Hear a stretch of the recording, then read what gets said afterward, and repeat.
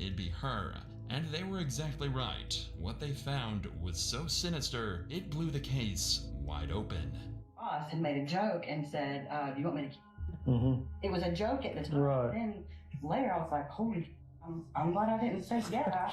Learned that their grooming business wasn't as successful as they claimed it was. Based on bank records collected by police, Amy and Ross's proven income in 2013 was $25,622. However, in 2014, Ross spent $14,200 on a Ram truck, $5,700 on a Mustang, $10,000 on a Harley FXE, and another $5,000 on a Harley XL. Close to $35,000 on luxury purchases, but an income of just $25,000. With these poor financial decisions, the couple needed money, and they needed it badly. In 2014, their business fell short, making just over $3,000 for the entire year. Things were bad, and they were on the brink of bankruptcy. So when the cops found $67,000 in cash hidden in their home, they knew something seriously strange was going on. Ross claims that he'd been saving the money for years, but detectives don't buy it at all. They're certain that, at a minimum, Ross and Amy had to have stolen from the house on the day of the murders. But to some extent, this was all known about 8 years ago, and it's still all circumstantial. For all the cops knew, Amy could have noticed the dead bodies in the trailer and grabbed the cash out of desperation before calling the police. So there had to be something that set this investigation apart from the one back in 2015. However, this case would take a complete 180 after detectives would find their most blatant, crucial piece of evidence yet. When going through all the CCTV cameras throughout the town on the day of the murders, police found footage of Ross walking out of a gas station that night. Nothing is suspect at first, until you look a little closer. The shoes he's wearing are Asics Gel Speedstar 5s, a model whose sole design just so happens to perfectly match the bloody footprints that were found inside the trailer. This claim was even confirmed by the shoe company themselves, and the pattern is unique to this specific model, making it clear to detectives that Ross Villardi is a cold-blooded killer. All the evidence had come together. The abundance of cash in Ross and Amy's home, Mike's $100 bills in Ross's safe, identical shoes to the killer, and an ugly past with Mike and Kathy. Police now believe they have everything they need to charge Ross and Amy with the murders. So, on December 11th, 2023, they decide to confront Ross and Amy at their new home to finally uncover the truth about that night once and for all. I think y'all had got married that year, is that right? Correct. In 2015? Yes, October 24th. The 24th. That would have been, what, about a week or so before? Yep. We had just gotten back from my mom and dad's. She went to knock on the back door, but the back door kind of just like was already cracked open or something like that. And detectives are baiting Ross into a trap, as they know based on the footprints that Ross did without a doubt step into the house on the night of the murders. Later on, they'll be able to confront Ross about these blatant lies in hopes they can shock him in. That's another kind of red flag that I had as I was trying to just replay like events leading up to the homicide. Should I have seen something? Ross is unknowingly digging himself into an even deeper hole. When the money is traced, it leads right back to his and Amy's pockets, but there's only so much Ross can do. The police aren't telling him that he's their main suspect, so all he can do is keep on lying, devastatingly unaware that they've already unraveled his entire... Tell us a little bit about that weekend when were you gone, when you got home and you found the bodies, or what happened? We buried his mom's, my mother-in-law, to do Halloween. We went down there, we spent the weekend. What day did y'all leave to go down? Friday night. Friday night. We're there. If somebody else dropped the ball on it, it's not on me anymore. Okay. Well, if we just ask Ross a couple more things, and we'll be out of here. All right. Now that Amy has been spoken to as well, detectives are ready to drop the ball on Ross and let him know that they don't suspect him of the murders. They know he did it. And were charged with the 4 brutal murders of Kathy Scott, Mike Scott, Barbara Scott, and Violet Taylor. The 2 are being held in prison without bond while they're tried in court. The couple's next court appearance is set for later this year, where they'll meet their true fate in the hands of a judge. 911 emergency, what are you reporting? I just went away from home because I live in a family of 15, and my two little sisters right now are chained up. Okay, how old are you? I'm 17. When a 911 operator for Riverside County receives a strange call from what sounds like a very confused child, she has no idea of the horrors about to be revealed to her. In the very early morning hours of January 14th, 2018, a home security camera in Paris, California captures what looks like a young child fleeing from what seems to be a typical suburban house. The child runs shakily down the driveway before picking up speed once hitting the sidewalk and disappearing from view. This is 17-year-old Jordan Turpin, and though she's been planning for this moment for almost 2 years, she still has no idea what she's about to do will change the course of her family's lives forever. Interestingly, another person, this one looking to be older, also emerges from the house and moves quickly down the street off camera, though in the complete opposite direction, only to return a few minutes later and re-enter the house. At the same time, Jordan makes it to a corner down the block where she stops beneath a stop sign and, with hands shaking violently, dials 911. I just ran away from home. Okay, do you know where you... Where's my baby? Calm down. Where's my baby at? Where's my kid? I don't care. Where's my kid? Is she in the hut? Is she in the ambulance? Is she in the fucking hearse? Where the fuck is my kid? He says, I'm home. I've got Libby's keys. Where is she? You say. He replies, dead. You need to be honest. You need to be completely honest. You've got 2 kids to worry about. If you know more, if you were there, you need to tell us now, because your life's about to change, I'm telling you. In the early hours of October 31st, 2020, Lily Hudson, a Hemp Hill resident, was driving to meet up with a friend when she noticed both a Honda Accord and a Ford F-150 pulled onto the side of the road. Worried that this might be the result of Halloween drinking gone wrong, Lily pulled over and inspected the Honda. However, to Lily's shock and horror, she didn't just find an unfortunate drunk driver. When she stuck her head inside the Honda Accord, she was met with the dead body of a young woman. Terrified, Lily made a call to 911, and in this never-before-seen footage, you'll see how this unimaginable case unfolded.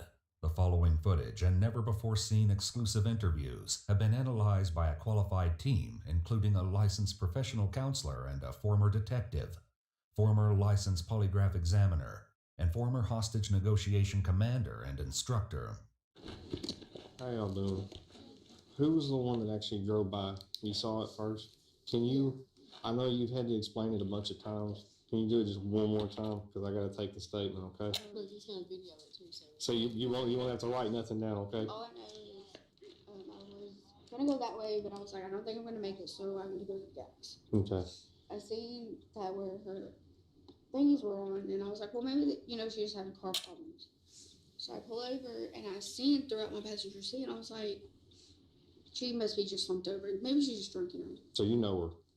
I didn't know. I thought I knew. I thought it was Kanisha. Okay. The person that I knew. So I'm literally like right here. Like I'm like, see my twice right there. Okay. So you said you thought it was your friend Kanisha. Yeah. You saw her having it on. So the door was already open. I was like, hey, like I shook her, and I was like, hey, and I was like Kanisha, and nothing. So I looked at her. I was like, no, that's not Kanisha. So I made sure pulse, because I work for Burton. I was like, I already know. Mm-hmm.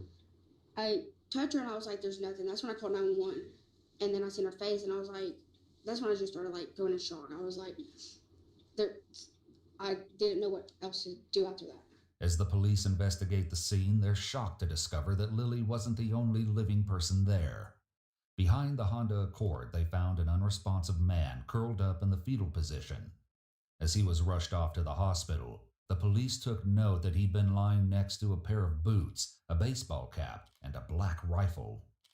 Through a wallet found at the scene, the police were able to determine that the deceased young woman in the car was 19-year-old Libby Lewis. Hey, I don't know if dispatch has notified her next of kin or not. I know who it is, so that's not a problem. I think they should have a phone number for it to SO. I was waiting for you to decide if you wanted to do that or not yet. I think let's get her out of here first. Okay. I mean, technically, I mean, it's y'all's thing, but however y'all want to do it. I just think if you notify them and it's closed, they're going to Yeah, I agree. Hoping to process the scene without any disruptions, the officers decide not to notify Livy's family until their work is done and her body has been removed. Unfortunately, with word of the crime spreading like wildfire, this plan quickly falls apart. Darcy Bass, Livy's mother, soon arrives at the crime scene. Where's my baby? Calm down. Where's my baby at? I don't have to talk to the kid. Listen, it's your kid. Where's my kid? I don't care. Where's my kid? Is she in the hot? Is she in the ambulance? Is she in the hearse? Where's my kid? Oh my God! You're gonna ask me that stupid question right now? Where's my kid? Who's my kid? Where is my child? Libby Lewis, where is she? Where is she at? Y'all won't tell me a goddamn thing? After several minutes of begging for information, Darcy Bass, Livy's mother, is finally able to pry some information out of the stony officers. Y'all can be straight up with me and y'all can tell me. Y'all can be straight up with me and y'all can tell me instead of having me running around here looking crazy. Y'all won't answer my questions. As of this point, we do not know. Don't know what if she's alive or dead. You couldn't tell me that? She is not alive. Okay, well you could have told me.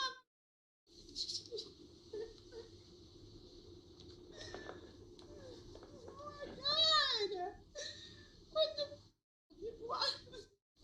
There's an investigation. If y'all, okay, there's an investigation. Is this funny to you? Is this funny to you? Is it funny to you? Huh? Yeah, he was. I saw his eyes.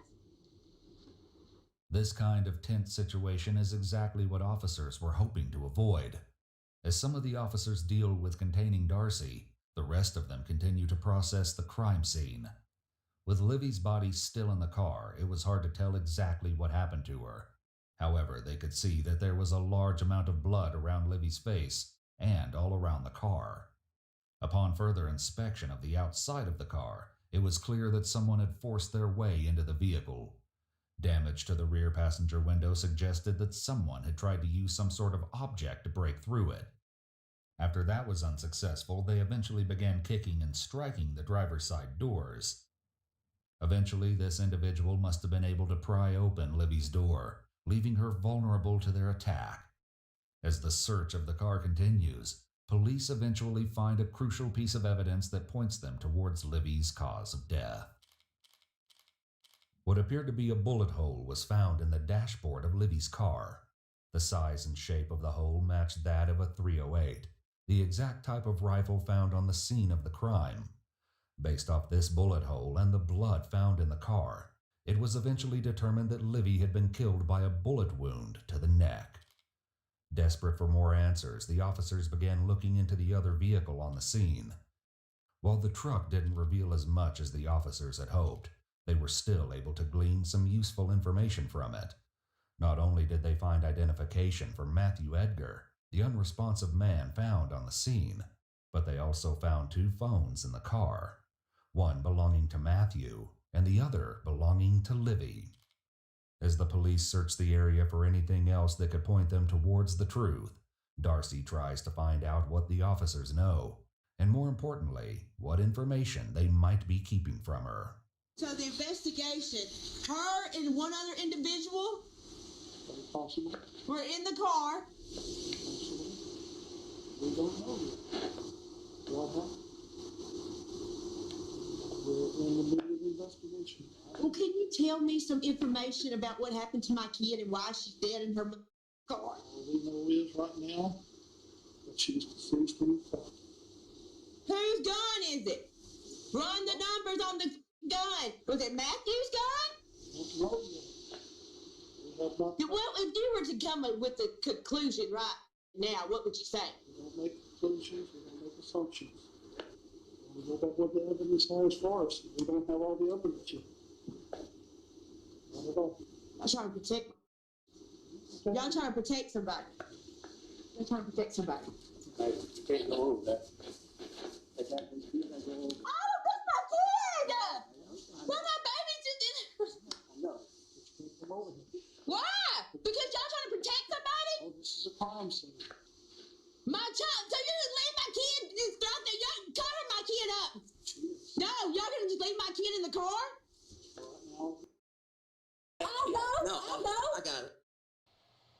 That's why you're being questioned. I don't know. Investigators' many questions was Matthew himself, so an officer was sent to the hospital for an interview. Okay, Matthew, can you tell me a little bit about what happened while we're waiting on that camera to... I had no clue why he... No clue. So what happened? Do you remember what happened earlier in the evening? Last thing I remember is I put my kids to bed and I was on my porch. Mm-hmm. That's the last thing I remember. Okay. Okay. Been drinking in this evening? How much? Bottle. Bottle of? Jim Beam. Jim Beam? Anything else? A few beers earlier in the day. Okay. Okay. So you just woke up and here you are at the hospital trying to figure out what the hell's going on? Woke up in the ambulance. Woke up in the ambulance? Okay. Okay. How'd you get all the blood all over your face? I don't know. Because the hospital said you don't have any injury. Don't know. Okay. All right, Matthew. You don't mind if I call you Matthew? You call me JP. You don't have to call me anything else. I'm going to take some pictures for you. Okay? What am I being questioned for? Well, there's another vehicle parked in front of yours. Inside that vehicle is a dead female. That's why you're being questioned. I don't know. I have not made it out there yet. So we're just trying to figure out what's going on. Okay? In dealing with me, Matthew, you're going to find out. I'm not going to lie to you. I'm going to be flat out honest with you. But unfortunately, there is a deceased female in that vehicle that's in front of yours. And my job is to find out why she's dead. Although Matthew doesn't seem to remember anything revolving around Libby's death, JP is still determined to get some useful information out of him. You have a girlfriend? Kinda. What's her name? I got an ex-wife. Her name's Montana. Got an ex-girlfriend named Libby. Mm-hmm. Got a gal out there. I kept talking to her a little bit. Mm-hmm. Yeah. When's the last time you saw Libby? Tonight. Tonight? What was that about? It was all at my buddy's house. Okay. What house was that? Bobby's. Bobby Ozan, right there on 944? She and her, my ex-wife, both was there. Okay. Who's your ex-wife? Montana Bokel. Any kind of arguments with anybody going on over there while you're over at Bobby? Yeah. While appearing groggy, Matthew shakes his head before answering not really. Not only is this a qualifier, and it isn't a clear no, but there seems to be a delay in his verbal and nonverbal sync. Okay. When you say ex-wife, ex-girlfriend, what's your relationship like with both of them?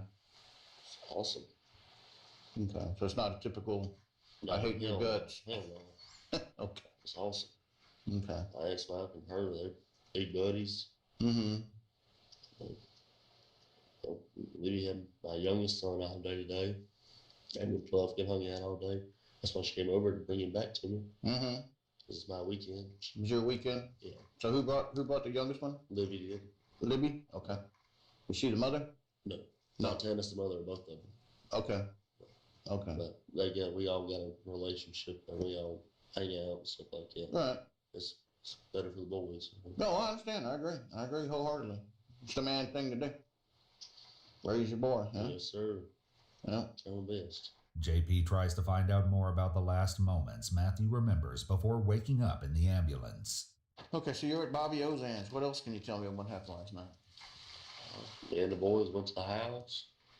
We got home. I put him to bed. I put Fletcher in his room. I put Cooper in my room. Turned on TV for him. Mm-hmm. I sat down on the porch. Mm-hmm. That's it. That's all you remember? That's all I remember. He seems to shake his head no when he says, "That's all I remember," which is a mismatch between his words and his movements. Okay. Everybody over there drinking? Yeah. Okay. What kind of car you have? I have a 2007 3/4-ton Dodge Cummins. And I got a 2018 Dodge Journey SUV. Okay. You know where those vehicles are at right now? My house. Your house? Although Matthew may not realize it, he's just given JP crucial information. Neither of the cars that Matthew listed as his matched the Ford F-150 found at the crime scene. Could there have been someone else there? Even with that possibility, there's no denying that Matthew looks suspicious. It's not looking good for you, Matthew. Because I still don't know what's going on. You don't remember nothing, which is fine. But the cause of death for that girl is not natural. Well, it looked like she got shot. That's what I was out there talking to some of the deputies that are out there. Now, I don't know that for a fact, Matthew. I'm not out there. They don't know either. So you got to wait for the autopsy and all that stuff. You know how we do things, just like on TV. Normally, we would expect an officer to not reveal this detail so soon. This is usually because they want to keep certain things hidden so they could see if a suspect knows something that only the perpetrator would know. Not exactly, but... All right? And here again, Matthew, I will tell you flat out what's going on. Did they tell you a name? Did they tell you a name? Libby.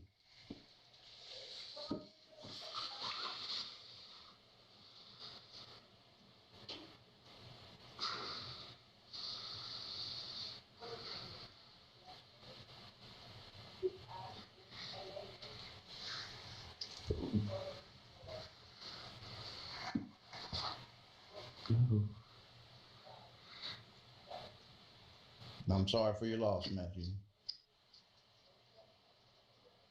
All right, Matthew. I'm going to take you over to the jailhouse now, okay? At this point, I'm going to place you in custody, okay? Charge is going to be homicide. All right? It's certainly interesting that Matthew isn't showing any anger or emotion at hearing this. We would typically expect to see some kind of reaction, but his face is oddly blank. Now pay attention to me. I want you to understand why, okay? Okay. You were found behind the vehicle where the decedent was. There is a family relationship, meaning there was some kind of relationship between you and her. Past, present, future, you know. All right? There is a weapon laying on the ground behind the vehicle, close to where you were found. Okay? Based on that and a few other things, I'm going to place you in custody right now for homicide, okay? So we're going to take you over to the jailhouse. We're going to get you some regular clothes. Your clothes are going to be with me. There is blood stain on the clothes, okay? Which would be indicative of, they're basically what we call transfers, okay? In other words, you were in contact with somebody bleeding, okay? Obviously, the amount of blood on the clothing is not sufficient for your injuries because the only place you're injured is a little bit right up under here, okay? You had no open cuts, no open other than your hand, okay? Here again, that's another reason I'm gonna go ahead and place you in custody right now for homicide. Although Matthew was taken into custody for Libby's murder, there was a lot of investigation to do to prove that he was their killer. It's believed that he refused to talk to police, maintaining that he didn't remember anything. While Matthew wasn't able to give the investigators a lot of information to go off, they knew a good place to start would be everyone who was at Bobby's party on that fateful night, starting with Montana and Bobby. Oh, y'all went to a party last night? Yes, sir.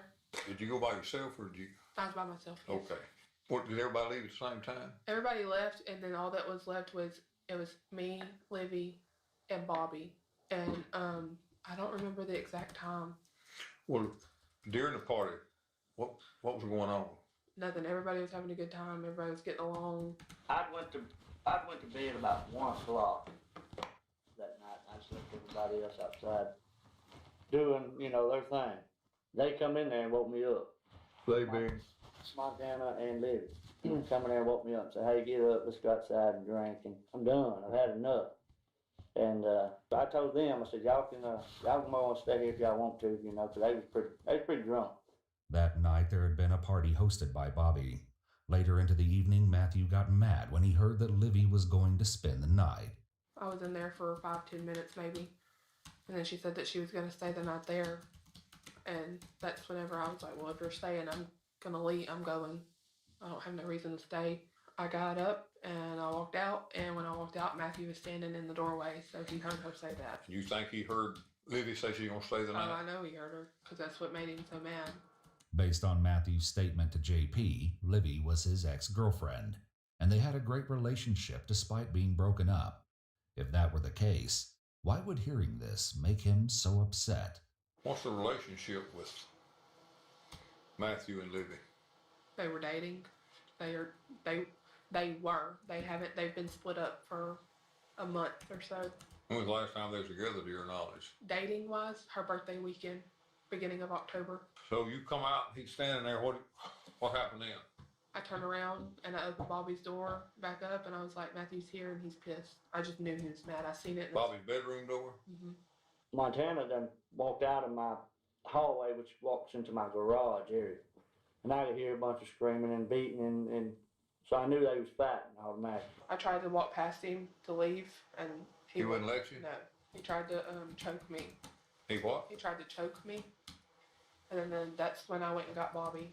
Montana and Bobby's version of this party is a far cry from the harmless, peaceful party that Matthew described earlier. Well, when I go out there, he's over there kicking her car and beating her car and all that. Well, he goes after her again. Well, I just grab him and hold him up against the car and scream at him, quit, whatever. Well, he's just yelling top line, he's going to kill us and all this other stuff. And about that time, Livy comes behind me, headed toward her car. Her car, everybody had a car. He had a vehicle. Montana had a vehicle. Livy, they all three had their own vehicle.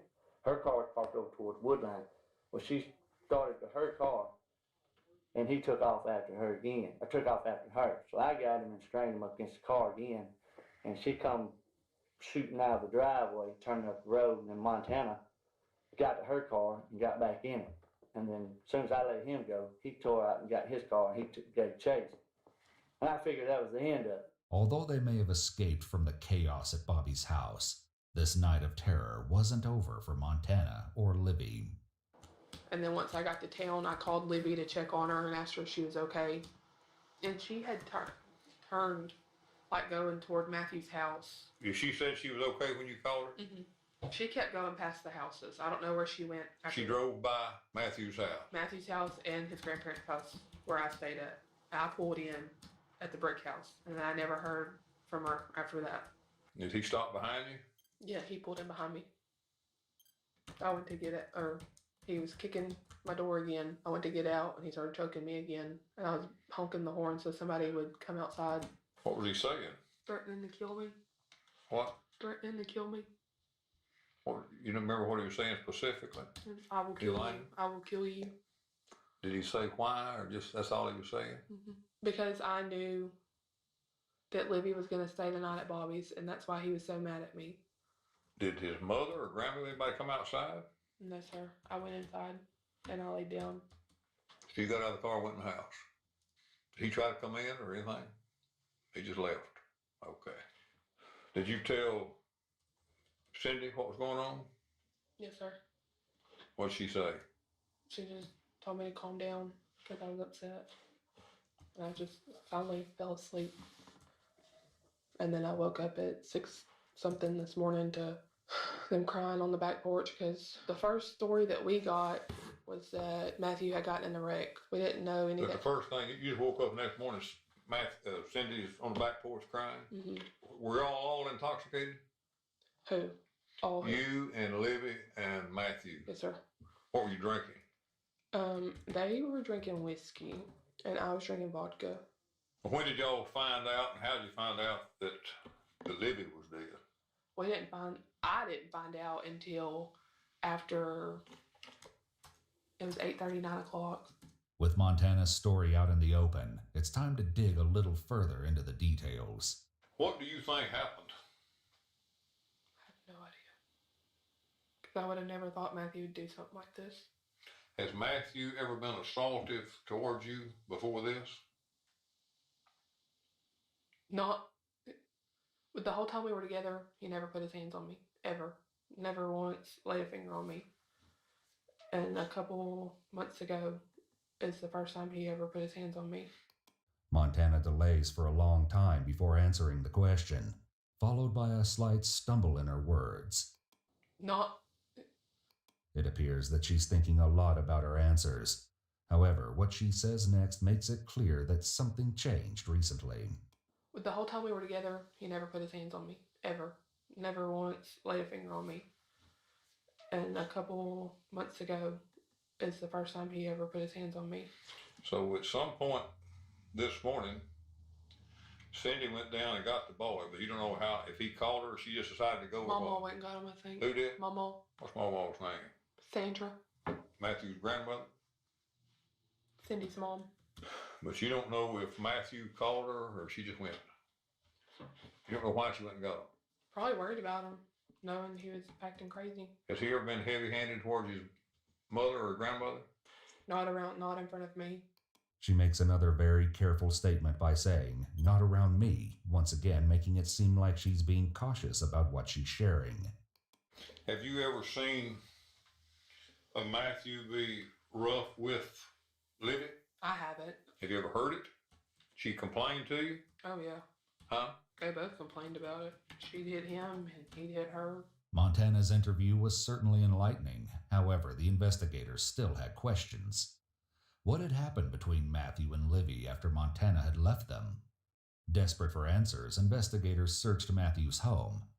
Not much of use was found in the house. However, it was lucky that investigators searched it when they did. Just a few days after their search was completed, Matthew's house burned to the ground. While Matthew's mother Cindy claimed the fire was started by a gas leak, many around town felt that someone had burned it down in retribution for Livy's death. Despite the strangeness surrounding the house fire, no one was ever found responsible, and it was ultimately written off as an accident. Still, investigators began to feel the pressure. They had to solve this case before someone burned down more evidence, or possibly even attacked someone involved with the case. Unexpectedly, one of the biggest pieces of evidence was found at Matthew's grandparents' house. In the afternoon of October 31st, Zachary Hogan, Matthew's cousin, discovered Livy's key fob in the front lawn of the house. How had Livy's keys ended up so far from her car? This wasn't the only shocking discovery Zach made that day. While out on the lawn, he realized that his prized vehicle had been stolen, his Ford F-150. So at any point in time, did you give Matthew permission to operate your vehicle? No. Has he ever operated your vehicle before? Yes. Right, and he knows the door code, and the keys are generally left in the ignition because you have a door code. Yes. And I told him the door code that day, back then. So what was your reaction when you found out your truck was not there? I was mad. Okay. Did you have an assumption of who took it? Yeah. And who was that? Matthew. Matthew. Did you know where your truck was when you saw it missing? Yeah. It's clear that at some point in the night, Matthew drove back to the brick house to swap cars, although his motivation behind this strange decision isn't clear. Is it possible that when Matthew swapped cars, he may have been seen by someone at the house, someone who might have been willing to help him? The police were already over at Matthew's, and you were walking out just to see what's going on? Yeah. And you found these keys. Yeah. Tell me about these keys. They were just laying in the rocks right beside the driveway. The little white rock, blue rock, what? It's like gravel, blue rock, kind of like blue rock? Yeah. Next to the driveway on the right side of the driveway. Pulling in from the highway? Yeah.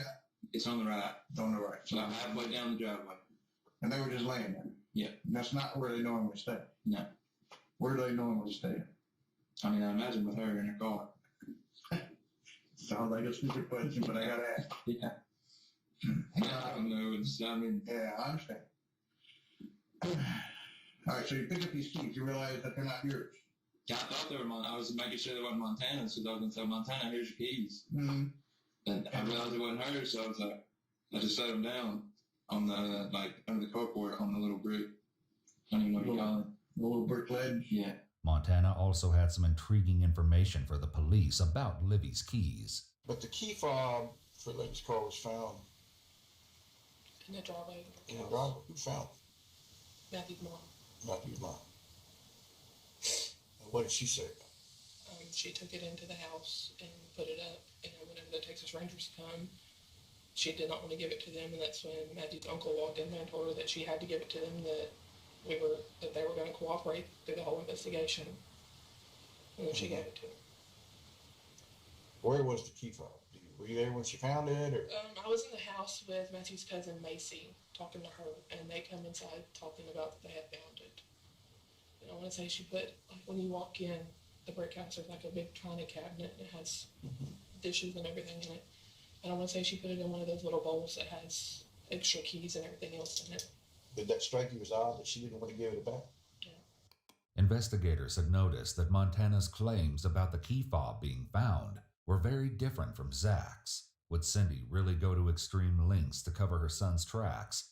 Or was Montana trying to make Cindy look suspicious for some reason? Investigators were going to get an answer to this question sooner than they expected when a woman contacted them and explained that she'd driven by the crime scene before Lily Hudson, the woman who called 911, had ever arrived.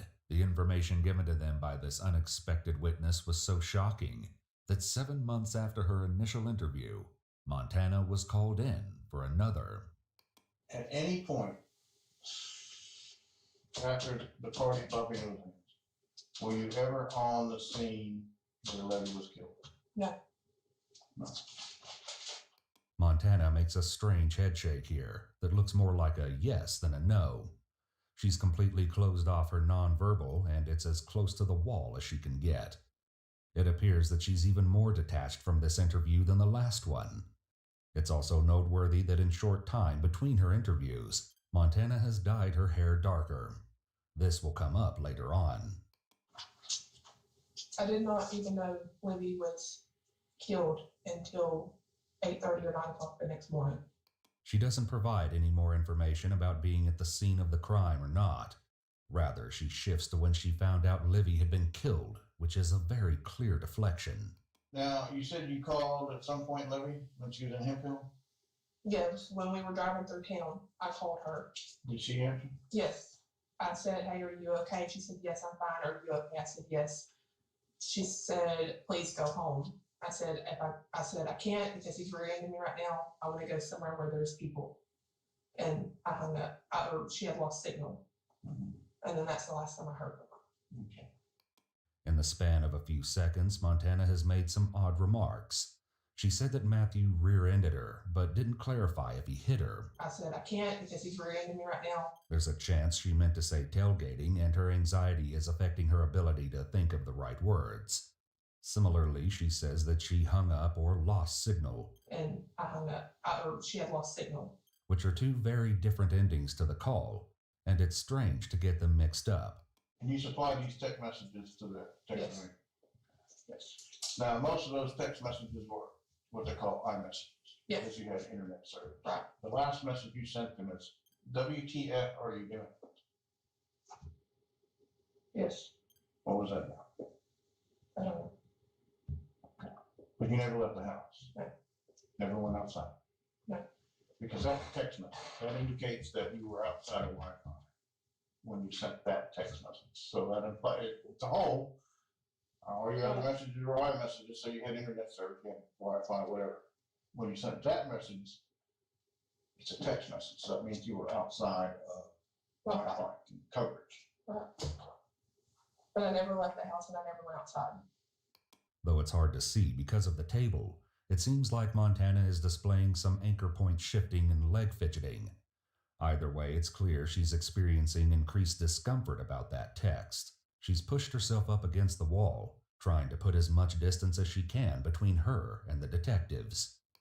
Despite Montana's insistence that she never left Cindy and Sandra's house, it's clear that the investigators have information that makes them suspect otherwise. And one of those text messages Edgar told you, you asked where you live. What was his response?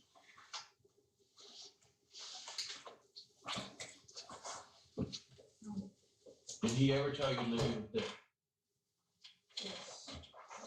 And that was during those reports of those text messages you supplied to the Yes. text line. Yes.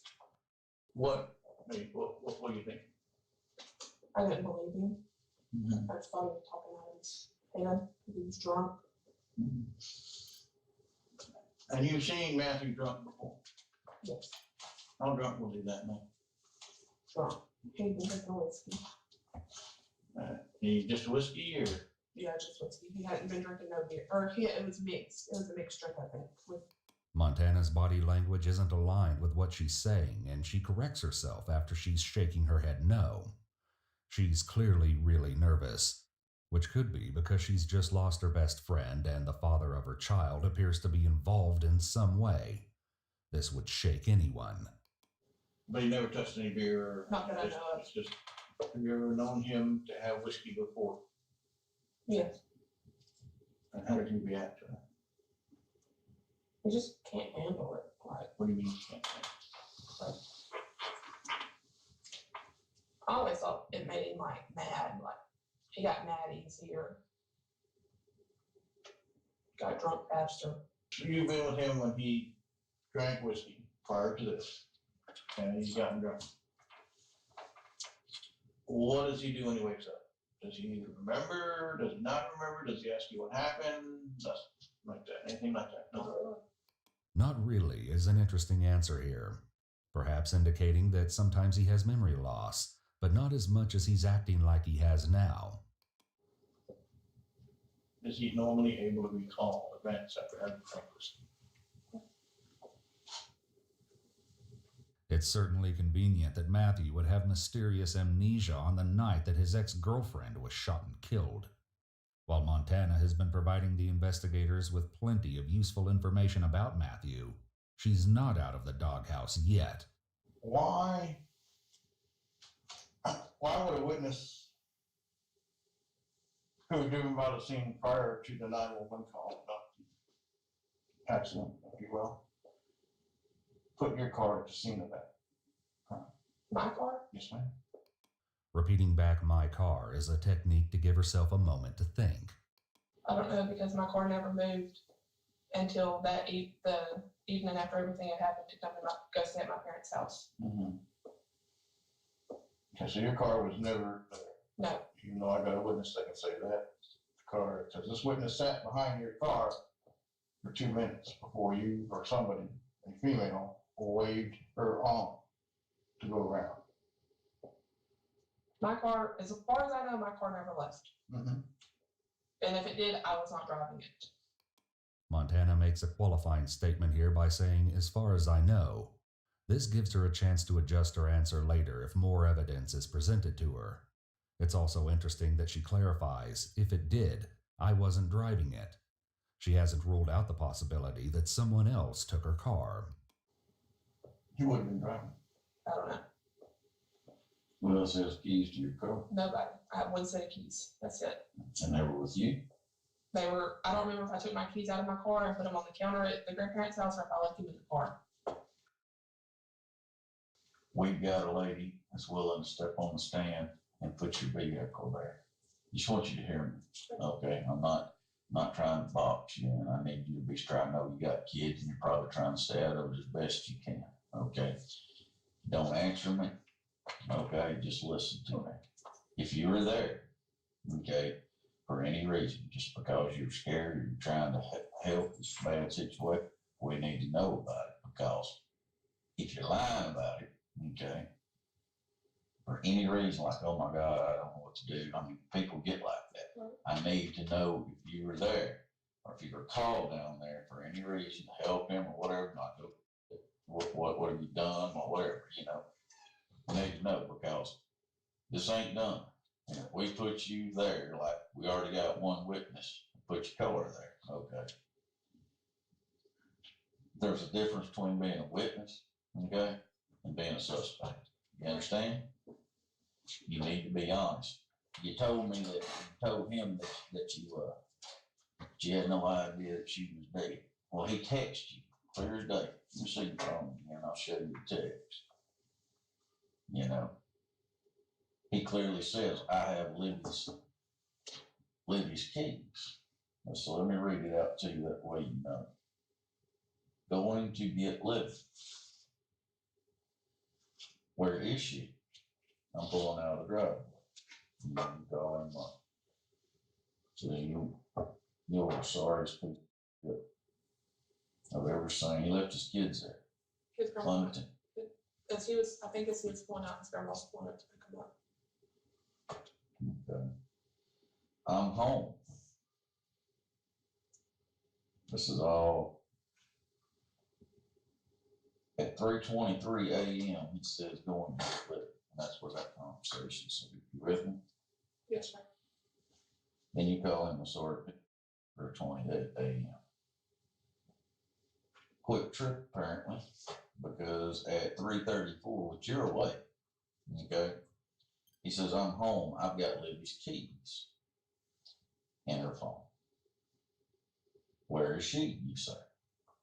He replies, dead. All this goes down within simply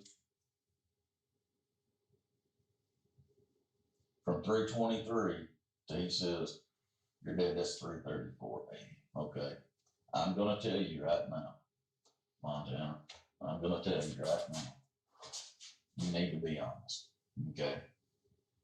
You need to be completely honest. You've got 2 kids to worry about, okay? If you know more, you were there, you need to tell us now because your life's about to change, I'm telling you. It appears that Montana never told the police that Matthew texted her saying that Livy was dead.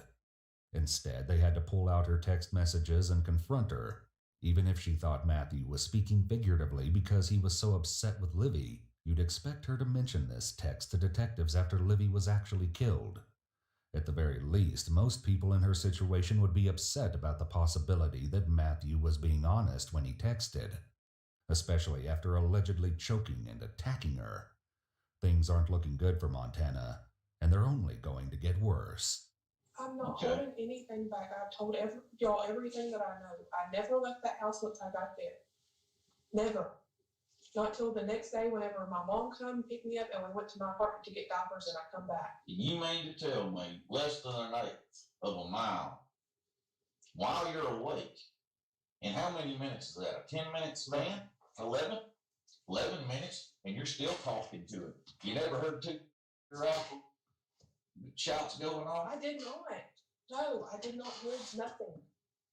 I never heard nothing. I never went down there. Nothing. I never. Did anybody in that house go down there and use your car? Not that I know. I need you to think. Put that thinking cap on, girl. I'm telling you, because your car has been put at the scene. Though she repeats I never left the house several times, she doesn't seem to be getting angry about being accused. We would normally expect an innocent person to be showing some kind of irritation by now, because they know the detectives are wrong. We have a problem. This is a car that has one set of keys to it that you're in possession with. You with me? I'm using your words, not mine. I'm with you, but I never got, once I got there, I never got my car in. Would his mother have went down? She could have. If she did, I was asleep. Or his grandma. You wasn't asleep. The witness who saw Montana's car also claimed to have seen a woman at the scene of the crime, though she wasn't able to get a good look at her face and couldn't positively identify her. Still, this leaves an intriguing question. If Montana is being honest and the witness is correct, could another woman have driven her car to the scene? Okay, you're texting this gentleman. Why he's in the middle of a homicide? Okay, while I was awake, his mom never left. No, we seen. Correct. I know there's something you hold back. There's nothing. Ma'am, I'm just telling you, like I said. There's nothing I'm holding back. Montana has been repeating "not that I know of" and has her palms up in a non-confident position while making her statement. She's also engaging in a lot of self-soothing. This is completely understandable given the accusations, but again, innocent people are going to start being really irritated that they're being accused. And so far, she hasn't been showing much anger or frustration. Nothing. I'm telling y'all everything I know. Everything. I understand I have 2 kids. This is why I've agreed to do everything that y'all have asked me to do. Everything. I'm not holding nothing back. Libby was my friend and she was my kid's stepmom.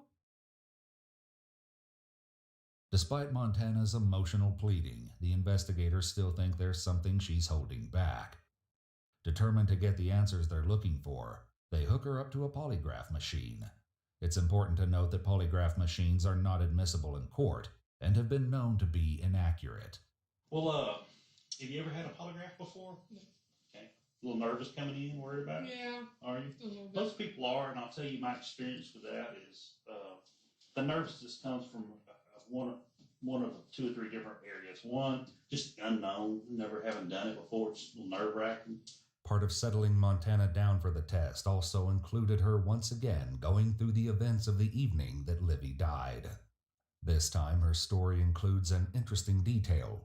She explains that she went to the brick house where Matthew's mom lives after Matthew had allegedly attacked her at Bobby's house and followed her with his truck. And as I go to get out, he's at my driver's side door and starts choking me again. I start honking the horn, hoping somebody would hear me and come out there and get him off of me and get him to calm down or something like that. Well, when I start honking my horn, he leaves and he goes back to his house. And then I go in through the back door of the brick, that we call it the brick house. Go in to the back door of the brick house, and his mom is sitting in there watching TV. I guess she never heard me. And I just start crying, and I hit my knees telling her what was going on because I was so upset, plus being drunk. It's just a mix of emotions running through me.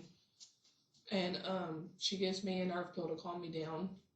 And I was lay down on the couch, and I was going through my phone, and I seen where Matthew had commented on something on Facebook that I posted earlier that day. We had our work Halloween party at work that day, and we were all of the employees were the emojis or whatever, and I was the cowboy emoji or whatever, and I had a cowboy hat on it in a picture, and it was a straw hat, and he commented on it and said it's felt season, talking about a felt cowboy hat. I never commented back or anything. I texted him, and I said, how are you going to threaten to kill me and then comment something on Facebook? Because the whole time he was choking me, he was threatening to kill me and all that. And that's when he starts texting me. We were exchanging messages back and forth, and he told me to come get the kid because he had the kids at the time. He told me to come get them because he was about to leave to go pick Livy up. Well, his grandma nor his mom will let me leave, so the grandma goes down there and gets the boys, and she brings the boys back up there into the house with us, and we exchanged a few more messages, and I went to sleep, woke up. What was the content of those messages? Oh, just about how he wanted to kill me, Bobby and Livy, and he said he had Livy's keys in her phone or something, and I asked him where Livy was, and he said dead, and which I never thought anything of it, because when he gets drunk like that and gets mad, he always says stuff to that extent. So I never once thought that he was actually going to do something like what he did. In this story, Montana mentions that she was given a pill to calm down, and this could perhaps explain why she can't be sure of things like where her keys are, and if someone may have borrowed her vehicle that night.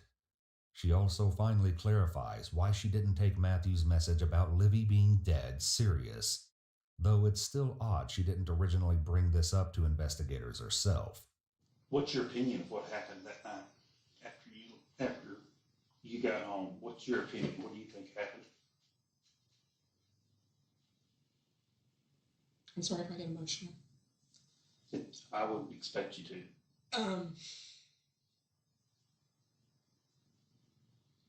It's not fair.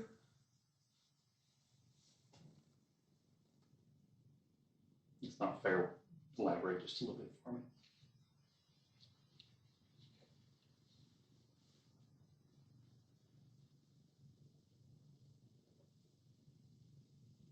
Livy didn't deserve what happened to her. She was young. She had a whole life ahead of her. You believe Matthew did it?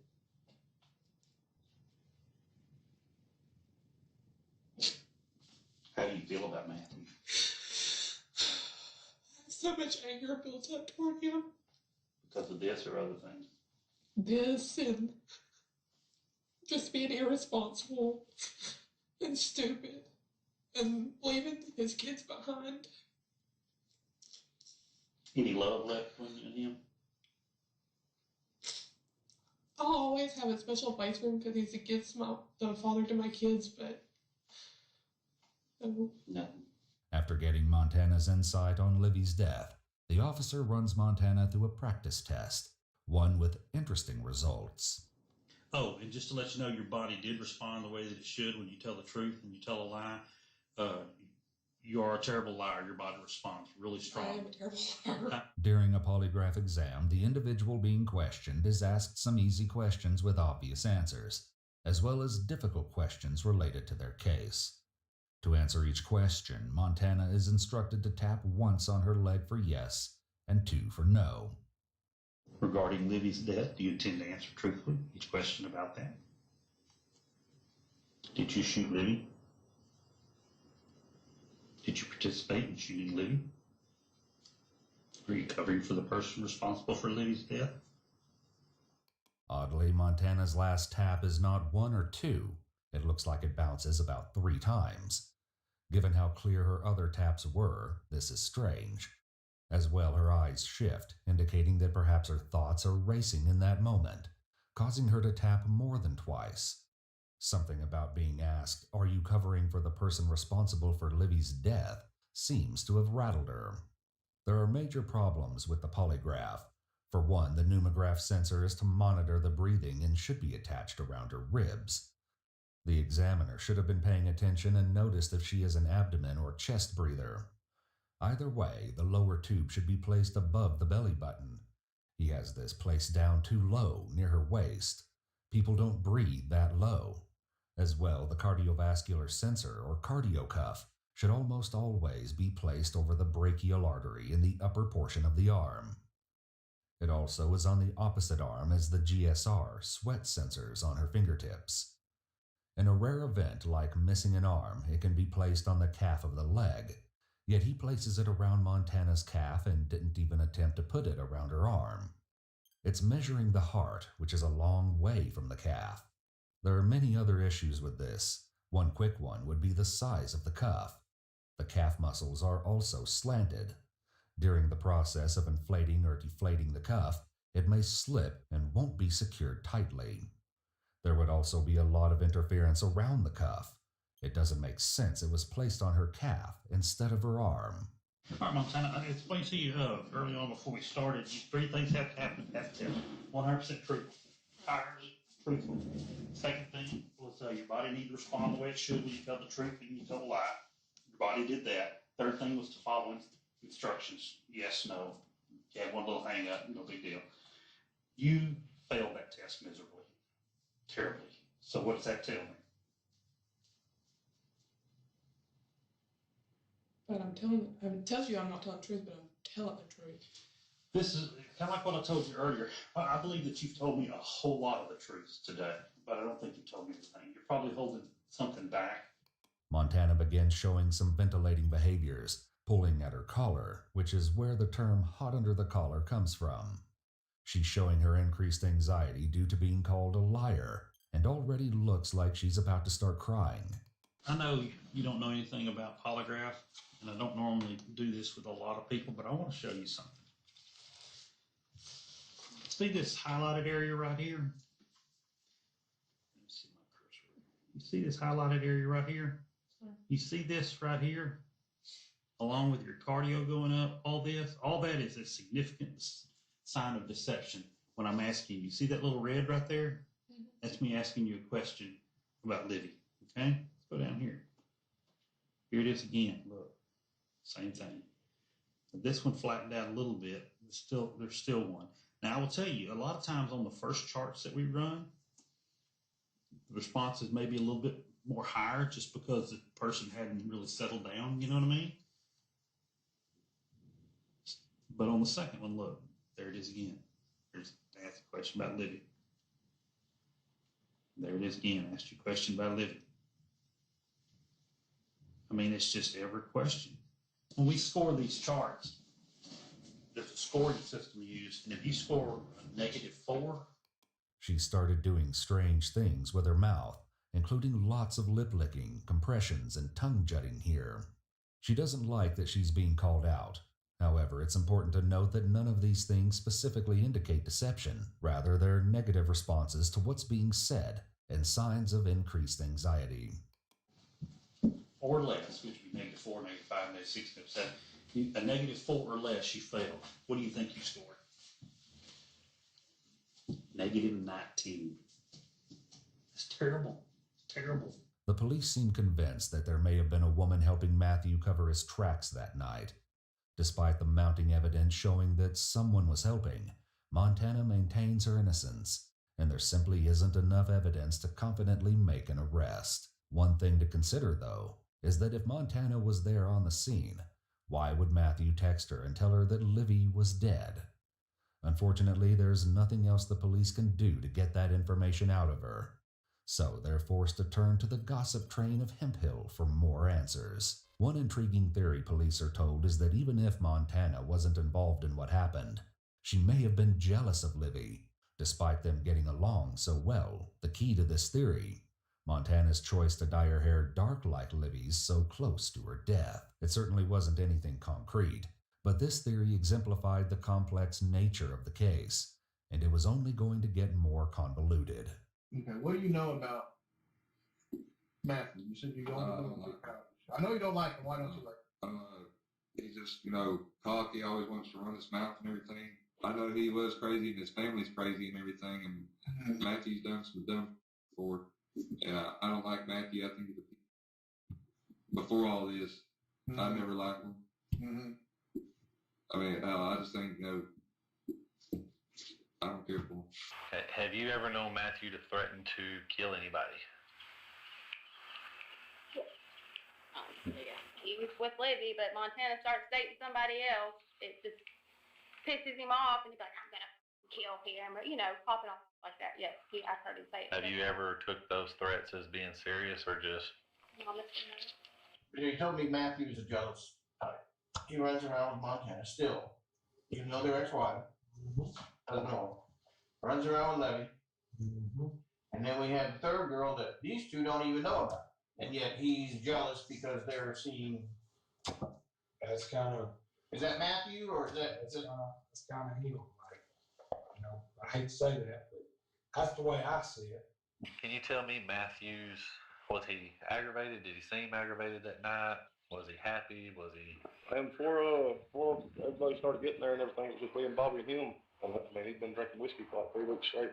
And he'd been acting different than he normally acts. He'd been waking up like at daylight and starting drinking whiskey and drink all day long and all night. So Levy's told you in the past that Matthew would threaten. What would he threaten to do? Well, she's told me there's been times where he's threatened to hit her or whatever, and then one day, they had gotten into an argument and she came to Taylor's house, and I went over there with her, and we were all just laying in Taylor's bed, and she was telling us about how, I don't remember if she said that Matthew threatened to or if he really did, but she said something about how he had threatened or either did pull a gun on her. Have you ever known Matthew to be violent towards Livy or Montana?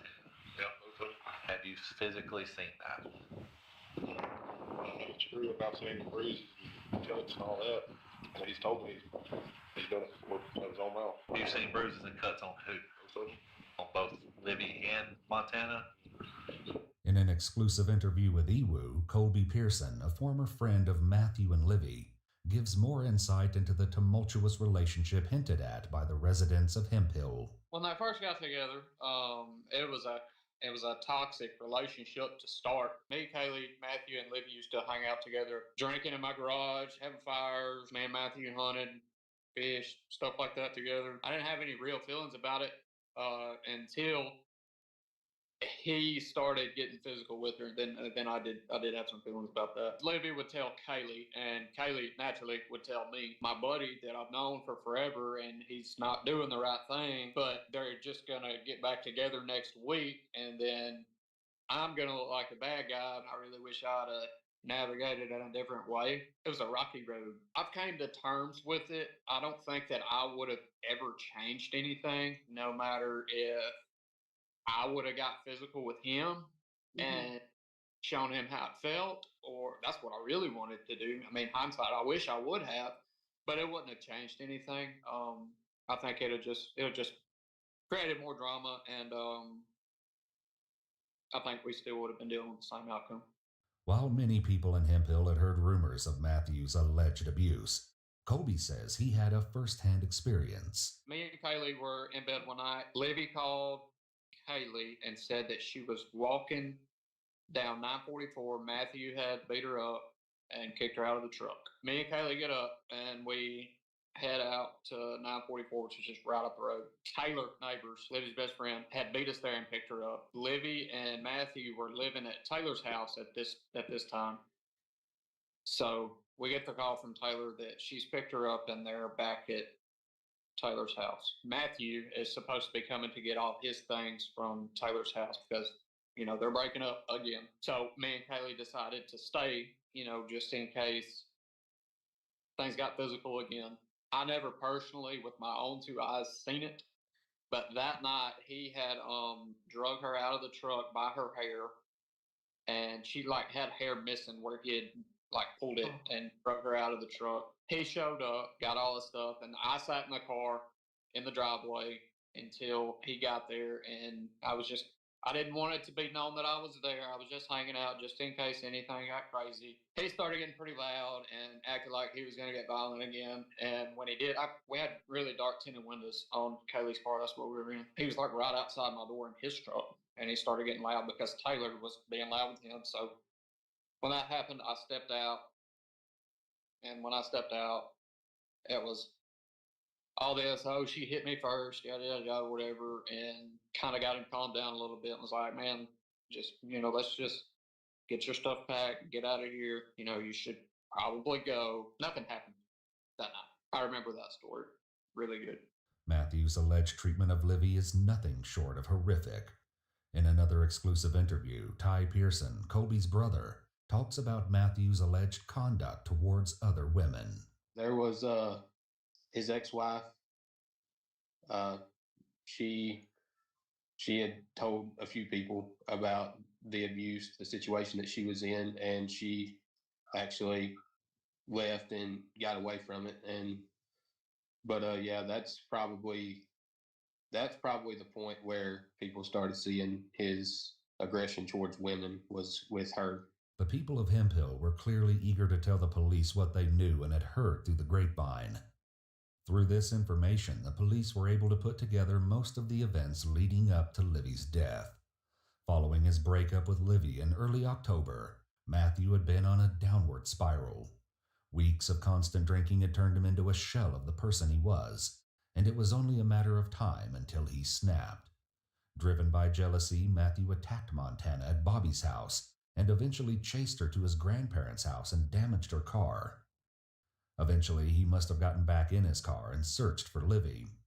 Although they had little information about what might have transpired between the two that night, investigators were able to determine that Matthew ran Livy off the side of the road before kicking and hitting her car. Eventually, he grabbed his rifle and shot her. It's believed that he took her keys and stole his cousin's car sometime after Livy had died. What still isn't clear, though, is exactly why he then decided to curl up into the fetal position near Livy's car and wait for someone to discover him. Even though the police now had a better idea of what really happened October 30th, there was still plenty of drama for them to deal with, because this case was far from over. Ranging from conspiracy theories involving the cartel to a prisoner on the run, and more than one arrest. When prosecutors failed to indict Matthew within 90 days of his arrest, he was out of jail on a lowered bail of only $50,000. Having Matthew back on the streets was a recipe for disaster, and tensions were high all throughout town. While Matthew's mother, Cindy, may have been spamming local Facebook groups with messages about her son's innocence, most people in town fully believed he was guilty, including Darcy Bass, Livy's mother. Things turned ugly when Darcy and Matthew ran into each other at a gas station, and there was a heated exchange. Luckily, the two were separated before either of them could do any damage to each other, but it was clear to everyone that the town was reaching a breaking point. However, before things could boil over, more charges are soon brought against Matthew by Montana, leading to his second, but not final, arrest. First one is for the criminal mischief to Montana's vehicle. And the second one is for the assault on Montana, which occurred over at Bobby O's house. Okay. I don't know if your attorney told you this information or not. I just want to make sure you understand. And I'll make sure she understands after I get you inside. I'll come back out and talk to you. Oh, I can't go in? No, You're gonna really take him from me? I have no choice, man. He's under indictment. You know, JP, she's a liar. For a brief moment following Matthew's arrest, it seemed as though things might calm down. But later that very same afternoon, Darcy dropped by with issues about this case, this time surrounding Cindy. You want me to show you something about Cindy? And that's going to be my next thing? And she might be thinking she's out there helping. What she ended up doing is she's going to end up hurting. So this is all I said to her. I said, look, it's starting to bother me that you keep repeating it. Like she screams at me all these words. But she's being nice, okay? Mm-hmm. My son, I know my son is innocent. We want the truth as much as anyone does, okay? So I said, can you please stop? How do you know that, Cindy, if he doesn't remember? He said he was going to kill her and she's killed. Please tell me how you know he is innocent. But look at this before. This is how much look at this, okay? It's very constant. No, look at these. No, just watch. Look at this.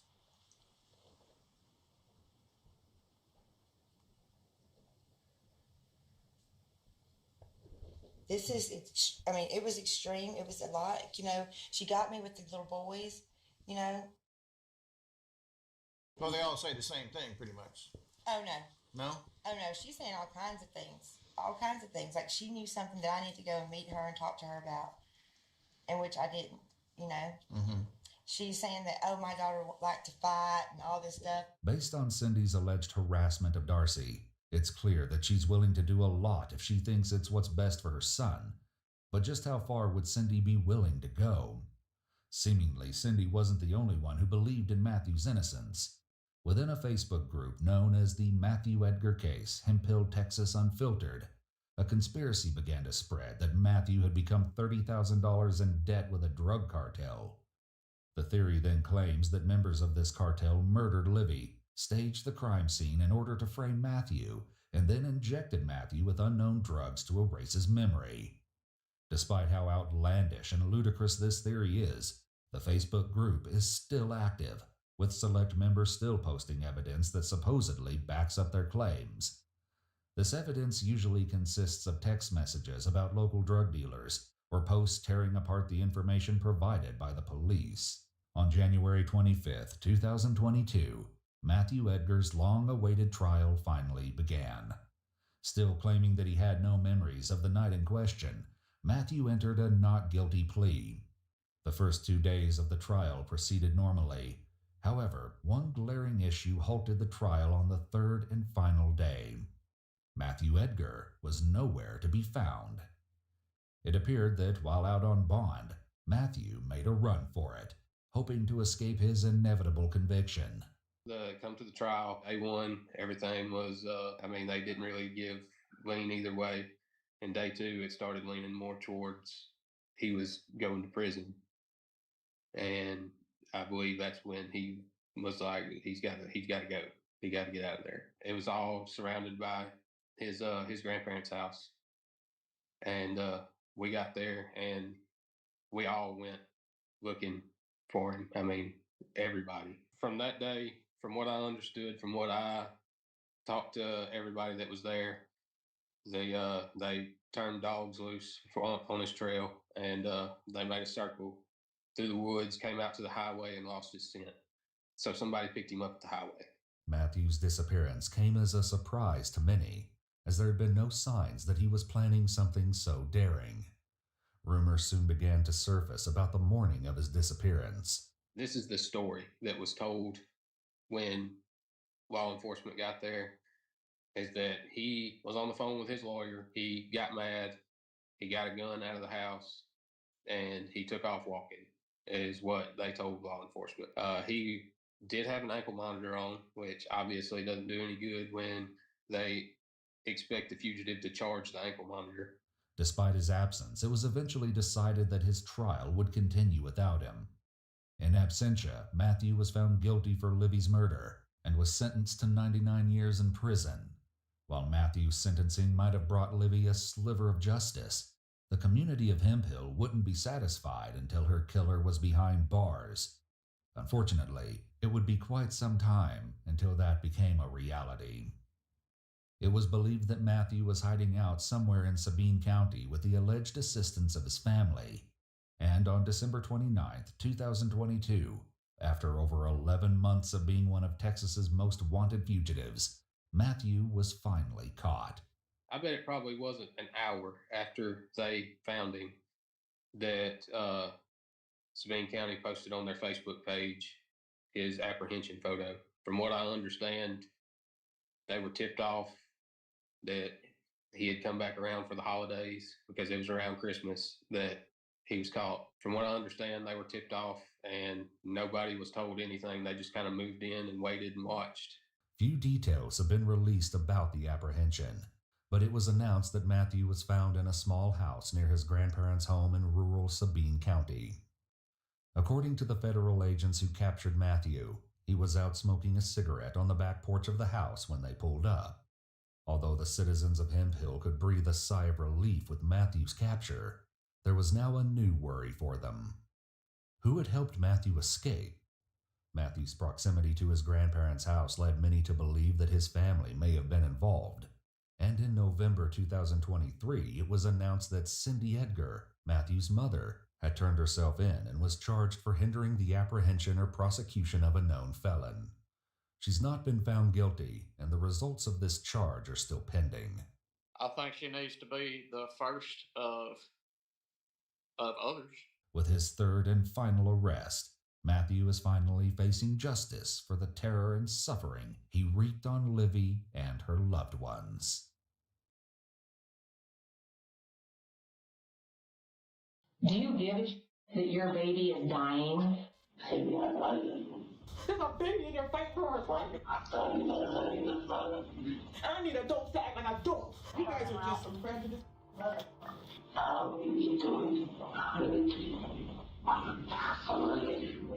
A parent's worst nightmare has seemingly become a horrific reality when a young father finds his 8-month-old daughter unable to breathe. But in the midst of what can only be described as a genuinely unimaginable crime lies an even more disturbing truth. One that goes to show just how depraved humanity can truly be. I've said it to him so many times. I see a demon in you, in your eyes. Like, you look like a demon to me. But I always wanted to fix that. I always thought I could. Raja Straight was born to 17-year-old Jaden Straight and 19-year-old Rihanna Anderson on November 1st, 2017, in Des Moines, Iowa. Raja's family had always known her to be an outgoing baby, full of laughter and smiles. But this picture of childhood innocence would eventually be shattered in one of the most tragic cases that we have ever heard. On July 13th, 2018, 8-month-old Raja spent the day with her father and grandmother, Tony Straight. It was a hot summer's day as Jaden and Raja stayed at Tony's house while she ran a couple of errands that afternoon. Jaden had supposedly been playing with his dog Nala and then set off fireworks outside while his daughter was sleeping in her car seat inside the house. Soon, Jaden decided that it was time to wake Raja from her nap. However, Raja was completely unresponsive, and her body had gone limp. Her eyes remained closed, and Jaden was unable to see any movement indicating that she was breathing. In an instant, he frantically called his mother and asked that she rush them to the hospital. They soon arrived at Mercy Medical Center. There, Jaden handed Raja to a triage nurse, where the fight for the infant's life was only just beginning. He swiftly notified Rihanna of the situation, who came sprinting through the hospital doors only a short time later. She approached the front desk, a wave of emotions written across her face. The gravity of the heartbreaking ordeal became even more amplified as details of the horrific injuries Raja had endured were brought to light. One thing was for certain: this was no accident.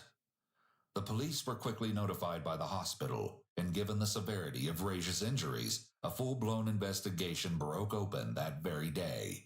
One person was placed at the top of the suspect list: Jaden. The following never-before-seen footage has been analyzed by a qualified team, including a licensed attorney, a licensed clinical psychologist, a former licensed professional counselor, and a licensed professional counselor. Detectives are eager to sit down with the young father in hopes to uncover just how the horrific events could have possibly taken place, especially given the fact that Raja had been in Jaden's care all day. Looking extremely devastated, Jaden is taken out of the hospital by multiple officers and driven to the local Des Moines police station. Since he's a minor, Tony is also asked to meet with the detectives, as she must give consent to the interviewing of her son. A distraught Jaden is placed into the interrogation room. Within a short couple of minutes, he notices the camera and begins to speak. Baby, I love you. Baby, I love you. I love you. I will get to it. I will get to it. I will get to it. I love you. Minutes later, Tony enters the room, appearing rather stoic despite the ensuing situation. Pay attention to her behavior, as you may find it rather odd, given that her granddaughter is in critical condition. How's she doing? Same. I'm in here, but like, I don't know. She's like, so she's still breathing on the machine? Yeah. Can you get outside? Outside with? Out in the lobby. On the first floor? Yeah, just right out here. Oh, literally right out here? In the lobby of the police station. I believe the first one too. Yes, yeah. Well, Jaden, I'll tell you what, I appreciate you coming down. Okay, I know this is probably the last place you want to be, like I told you over at the hospital. Is what I want to do is just set up a timeline, okay? Kind of ask you what happened, everything like that. Then we'll get you back to the hospital, okay? Because of your age, we need to have your mother here, okay? And I kind of let her know on the way up. Anytime that I have somebody here in the station and I'm talking to them about a case, I read what's called their Miranda warnings, okay? Jaden has read his Miranda rights before proceeding with the interview. Following this, the detective begins to ask a string of personal questions relating to Jaden's living situation. Jaden says that he has been residing with his mom, although he travels to Rihanna's apartment every so often to see Raja. Apparently, Jaden and Rihanna had been living together in March of 2018, but over time, their intensifying arguments were becoming too much to handle, and Rihanna would eventually kick Jaden out of the house in May, 2 months later. However, they still remained in contact and continued with their tumultuous relationship. Now that the detective has pertinent information relating to Raja's father, he switches gears and asks about the day of July 13th. And then I go back inside. I'm finna get my baby up. Not even up, just get her out the mouth, get her out. Mm-hmm. And she she was making noises. And I picked her up, and she was like just clumsy. Okay. And I'm like, oh my God, and my heart just dropped like, oh my, I was scared. And I called her, she wasn't that far. I called her and said, Mom, I don't know what's wrong with my baby. She said, what? I said, yeah, I just got her out. And then, she came back, and then, we made it up as soon as we came to the hospital. When the doctor was talking to you, it sounded like there were some visible injuries on her. Where did those come from? Do you know? What are you talking about? I think you guys were talking about something on the head. Yeah, there's a bruise, two bruises. She smacked her head on the end of her bed. That's what my girl was saying. Mm-hmm. She smacked her forehead on not the bed, but the hard piece that holds the bed. Like the frame? Not the frame. The bottom part? Yeah, the bottom part. What's it? The frame. No, the box frame. Oh, box frame? Yeah, the box frame. Oh, okay. She smacked her forehead. Boom. And she only cried literally for almost 15 seconds. And when was that? Do you remember when she did that? 2 days ago. Okay. Supposedly, Raja wasn't usually a fussy baby, and it was uncommon for her to have a crying fit, even when hurt. Okay, have you ever done anything to her that might cause some of the injuries, whether it's, pick her up or have her fall out of your lap or anything like that? I dropped her a couple times when she was younger, but... How long ago was that? a couple months ago. Okay. I dropped her while she was little, but Okay. so, Nothing recent though or anything like that? Were there any injuries that you were able to observe from dropping? when she was younger? Yeah. No. So when you went to go check on her today, in the car seat, did you notice anything wrong with her other than being limp? No, I didn't think nothing was wrong with her. Literally, I just... And was she breathing? And yeah, I know you mentioned at the hospital. Yeah, like she was making talk a little bit. Was she able to? No, she don't talk. Not like talk, but like moving mouth. Yeah. Was she doing that? Like, yeah, she like taking like deep breaths so, and then like air would come out of her mouth, and then I picked her up. That's when I picked her up. She was just like clumsy. And I told my mom, Mom, I don't know. My baby, she's clumsy and stuff. She said, call 911. I said, where are you at? I said, come get me. And she was just down the street. Okay. And I was like, all right. But she really wanted me to call 911. But I didn't know. I was like, I was too pumped up and nervous. Like my baby. And then what did you do until your mom showed up? I hold her. Okay. Did she fall or hit her head on anything in that amount of time? Yeah. From the time you took her out of the car seat to the time that you get to the hospital, did anything happen to her that could have caused an injury or anything like that? No. Okay.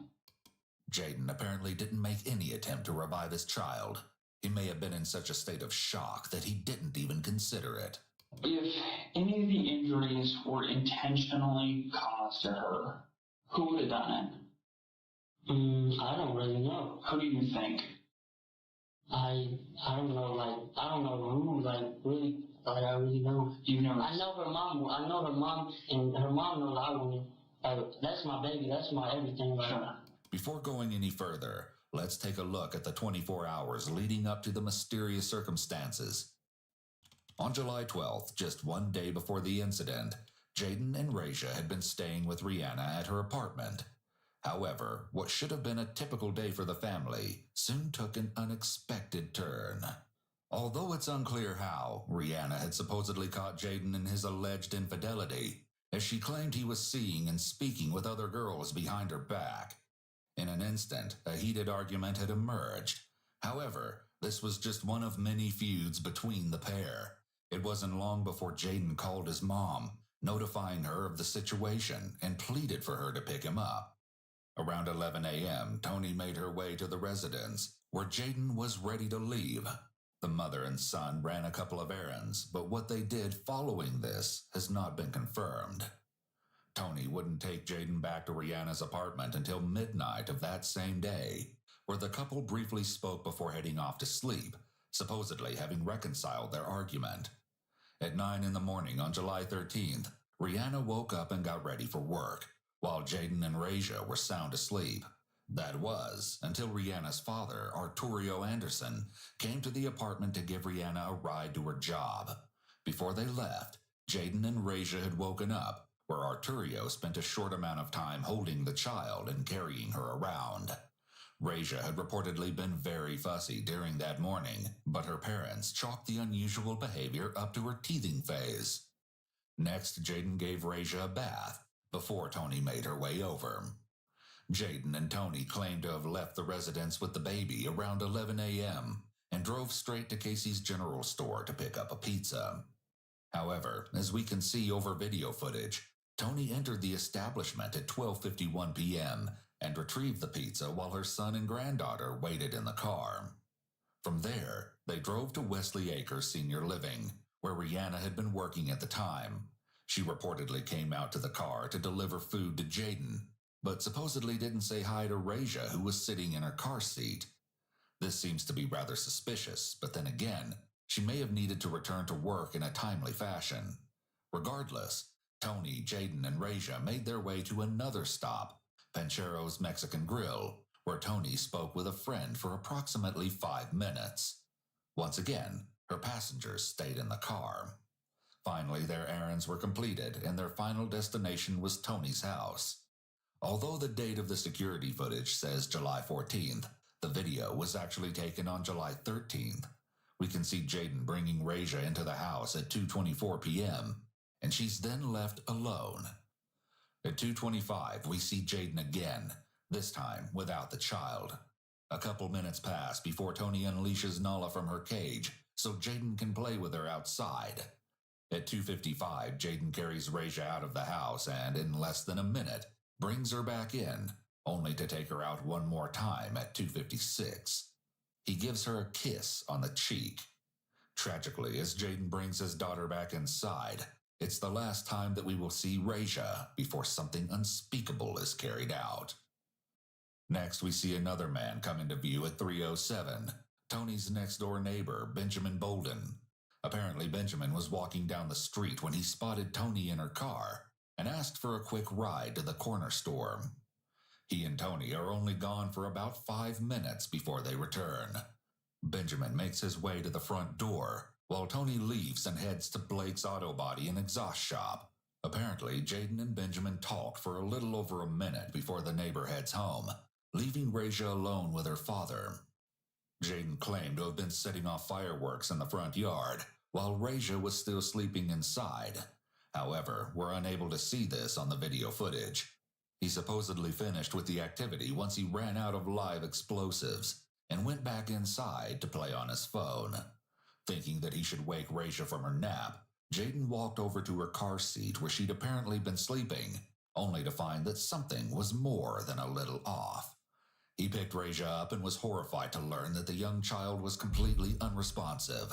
In a panic, Jaden called his mom and asked that she take them both to the hospital before it was too late. Tony is notified of the situation while she's in the McDonald's drive-thru and immediately rushes home. At 3:46, Jaden runs out of the house with Raja in his arms. He and Tony make a mad dash to the hospital. Rihanna is made aware of her child's hospitalization soon enough, as she and Jaden alike are at a loss for words. As we already know, during this time, Jaden will eventually be taken in for questioning. However, another unexpected incident has arisen that also requires the attention of local authorities. I was asked to come up here and move some of the family downstairs. Yeah. Did you guys end up arresting somebody then? Is that what the story is? Apparently, a fight has broken out between the families of Rihanna and Jaden on the hospital's 3rd floor. Devastated over Raja's injuries, Rihanna's family has a few words to get off their chests. This doesn't make no sense. I'm sorry, Rihanna, but this is ridiculous. And I need adults to act like adults. There's a baby in your face for her. Part of the reason that we're having an issue. I know why you guys are having is an that issue. there are other people here as well. There's yes, I know. There are other babies here, and we're hearing MFing and cussing and everything from all the way. There are other families. That's the main. I know why you guys are having fun. That's the main But issue. I'm trying to. But it wasn't me. That's It was after you guys were told this is private property. The security standpoint you go, me. and every. I don't understand. We just can't get it together. Like, you know, like, it's common sense. No, I feel for you. it's common sense. Like, I need to send it. Like, I'm gonna lose my grandbaby. I'm gonna lose my daughter. The whole group was lumped in together because they were warned before. Maybe you filtered in after the fact. Everything, and I took everybody in there at the bait. I did not. There are other people here trying to I get understand that. And I was trying to help you guys. I was trying to help them be quiet. I was trying to, but I wasn't cussing. I wasn't fighting. I didn't do anything. So why do there's so much stuff going on. But if everybody else has to leave, why can't I? But it's not me. Who isn't? But it's not Okay, me. well blame your family then, because they were told, and they were asked to be quiet so that the other people could heal. Then the ones that you guys seen, without the medical the staff. one you guys seen should have got treated because I'm getting penalized for nothing. You can ask whichever man that was. That man, that other security, he said I could go back in there because he seen I wasn't doing anything. Well, you guys are just some prejudiced. That's why they want you to leave, because there are other people. That's why I said that. I said it to you. You're a prejudiced. Reportedly, both physical and verbal assaults had occurred, but this has not been confirmed. Regardless, additional officers are called to escort family members off of the premises. They've asked all the people that are not immediate family members to be. Well, I'm not immediate. I'm grandma. Am I immediate? Are you mom for the child? I'm mom to daughter. Okay. You're not an immediate family member, all right? They've asked everybody, all right, because of the problems we've had here, to leave. Wow. All right. So if anything happens, we just gotta not be able to probably go home. You guys go home. Rihanna expresses her concerns, but the police have no choice but to comply with their original orders. So you guys are gonna basically make me go through this alone while my mom I don't have anything to do with what's going on. I'm here to assist the hospital security, which feels like they can't deal with everything that's been going on. That's why you've been asked to leave. During this time, a few officers make their way to Tony's house in an attempt to locate anyone that may be at the property.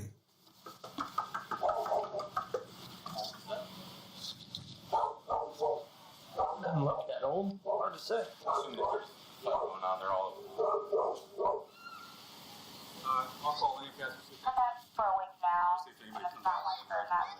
Although no one is there to answer the door, Tony quickly returns from the hospital along with Jaden's sister, Mackenzie Strait. Apparently, the mother and daughter had been involved in the fight with Rihanna's family, which actually occurred before Jaden was taken in for questioning.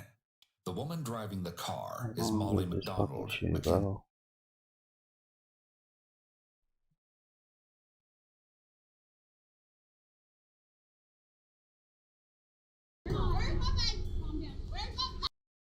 Do you give a that your baby is dying?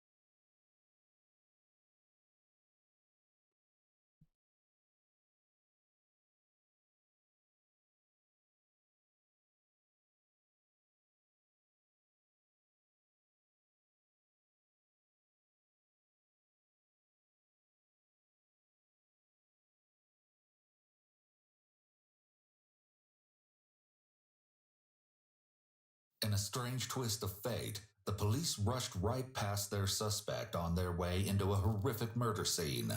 Not only that, but the suspect was also caught on camera by a TV crew outside the home moments after they had just committed an atrocious act. And despite all of this evidence, they shockingly still attempted to act as though they were innocent. Hello? 911. Somebody got in the house and attacked me and my husband, and I'm all bloody, and I'm an old woman. It's crazy. You know, I drink. It's crazy, man. I don't know what happened. It was a fight, a killing, a robbery. See, I'm not even a wicked person. I won't do nothing crazy or savage, you know. Crazy and savage barely even begin to describe the absolutely horrific nature of the attack that occurred on that summer night of 2014. They beat these people in the head, and they're like 100 years old. Somebody come. I need help. Okay, they're on. I got it. You got it. Yeah, see the body.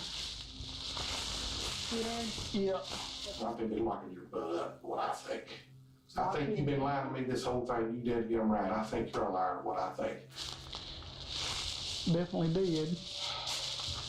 You've got the freaking box. You've got the dead gun. Man, I'm telling you, all I know is the guy told me that they were suspects in a murder case. The first thing that popped in my head was that gun. And I don't know what the is going on, but I want to know.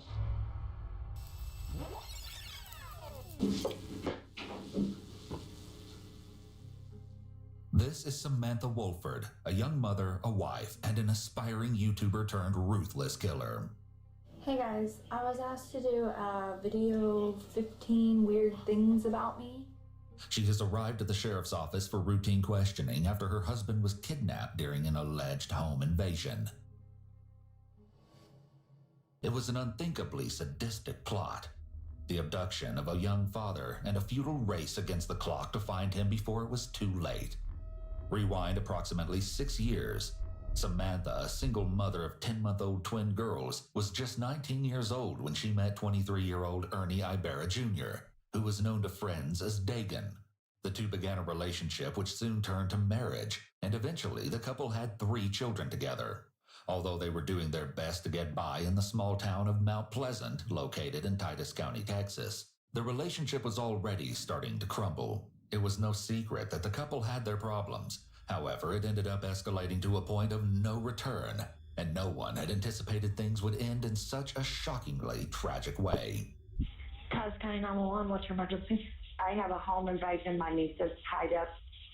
I am at the verge of untying my niece at this particular moment. Okay, she's tied up.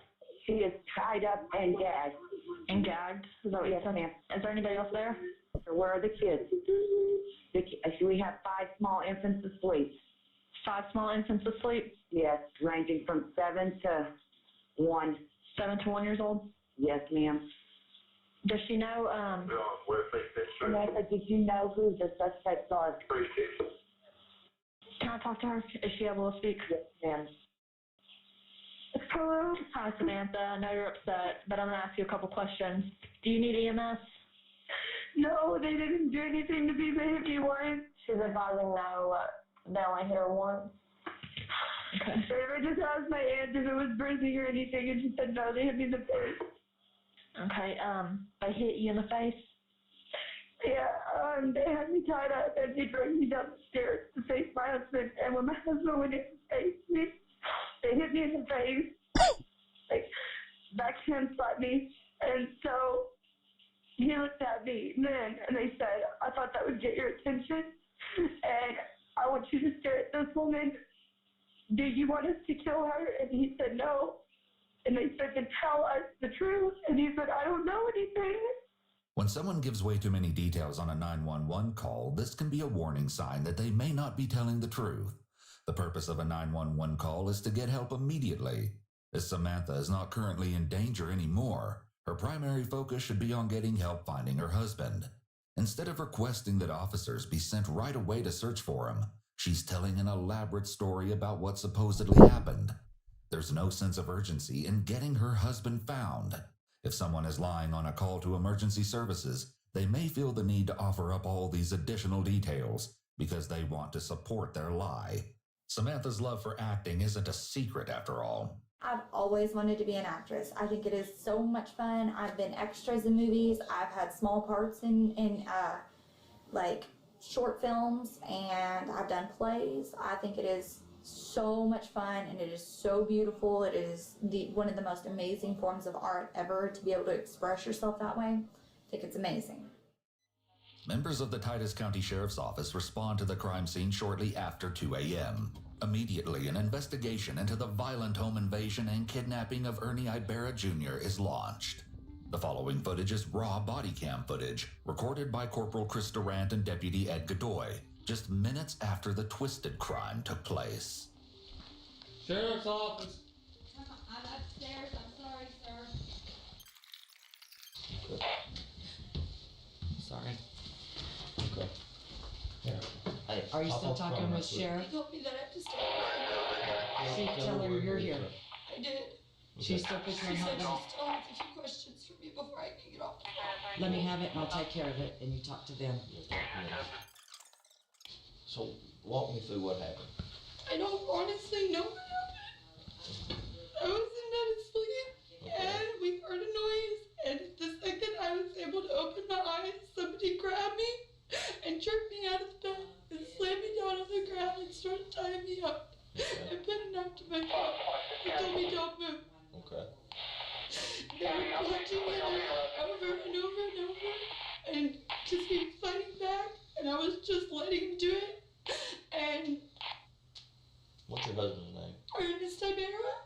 to stab her? Okay. The officer is conducting a typical investigatory field interview at this point. However, these statements can be admissible in legal proceedings. The body camera footage can be reviewed by investigators and inconsistencies discovered between initial contact and later interrogation. One of them did say the name Luke, but that's it. That was all. That's only in identifying anything of God. One of them said, "Hey, Luke," and the guy turned, but that's the only identifying anything of God. Samantha changing her voice to imitate the alleged intruder may be an attempt to dramatize the attack in order to make it appear more believable. Although her voice is emotional, she doesn't actually express much concern about Dagan, and instead seems focused on telling the story about everything that happened to her. It's discovered that Dagan's phone was also taken by the assailants. They took his phone, but they didn't take mine. I had mine hidden. So I was able to... So he's got his phone? No, they have his phone. Okay, that's what I'm talking about. What's his phone number? Huh? Well, I need that number. Get that number from him. They cut my shirt off, and then after they made me stand there naked in front of him, threatening to do things to me. The guy said You were outside or here inside? I was in the living room. The living room? When they took me to the living room. He said, "Get your shirt, get it quick, because I'm not this type of person." So I started rummaging through my closet. He said, "I said get it quick," and pushed the knife against my throat. So I just grabbed whatever shirt and put it on. But he grabbed my shirt and he started cutting it and cut it down the collar, and then he said, "What's your name?" Samantha. Samantha Wolford. Where's that shirt at?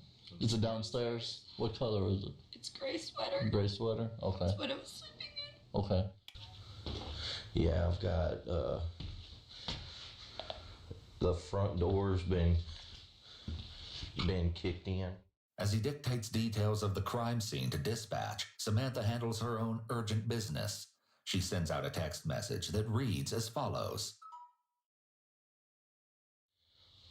Hey, this is what we need to do. I need to do an emergency phone ping on, and I've got the cell phone number.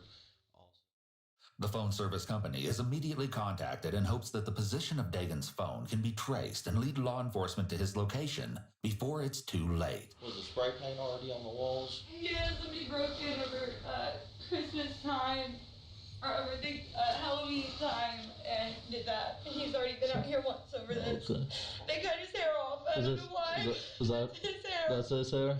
That's his hair. Okay. And he said... And you said also the pants he had on? He said you're gonna want something of your husband, and choked a piece of his hair off and threw it on the floor. And you said those are his pants that he had on? Yeah. Where's the sweater you had on? I think that's it on the dining room floor. Or on the chair. On the chair? Gray sweater, got a all over it. Okay. I said I got another car pulling up. Let me go see who this is.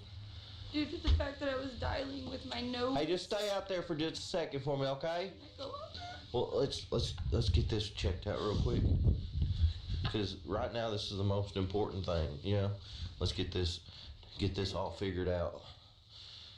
I don't see how me writing a statement is in the crucial hours of you finding my husband. It is, because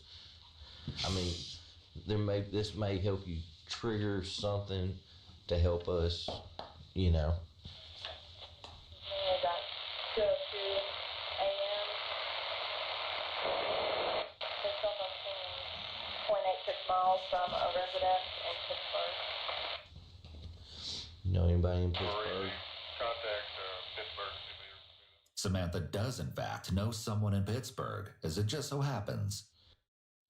As the deputy continues to gather information from Samantha, the corporal speaks with Samantha's mother, Rosie, and Samantha's aunt, Ginger. Hey, how you doing? Just fine. You're the one that they found her? Yes, she's the one that found her. I'm the one she called. Okay. So she called you first? She called me. Okay. Bound and gagged, and then she called me. We live in Winfield. Do we have any idea where her husband is? That's what we're trying to figure out. I'm assuming it has something to do with people part of circle. That's the only thing I could possibly put together, is that it had something to do with people that knew. Samantha says that the intruders named someone she knows as the reason for the attack on her husband. For this person's privacy, as they were never proven to be involved in the case, we have redacted their name throughout. Samantha will continue to bring up this person's name throughout the investigation. Samantha sends out yet another urgent text message at 3:19 a.m. reading, At this time, investigator Chris Bragg arrives at the scene and the corporal begins to bring him up to speed. Interestingly, the investigator is immediately skeptical. So they've got a pretty volatile past, and we've arrested him before. Yeah. Assaulting her and the infant. Make sure she didn't do something to him and then stays the scene to make it look like something happened. The investigator is developing what's called a theory of the case. This is the same theory of the case work that a prosecutor will do in order to paint a picture of the criminal activity, linking physical evidence, statements, and circumstantial evidence to prove guilt beyond a reasonable doubt. When he looked down and he had cuts on the top of his head, and they had him kneeling right here, and they cut part of his hair off.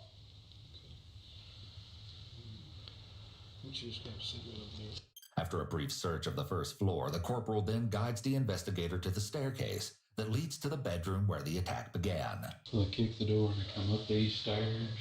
And get them before they're able to know what's going on. Yeah, that's the only part that's getting me is how do you... They would have to either be familiar with the place to be able to do all that and know where they were asleep.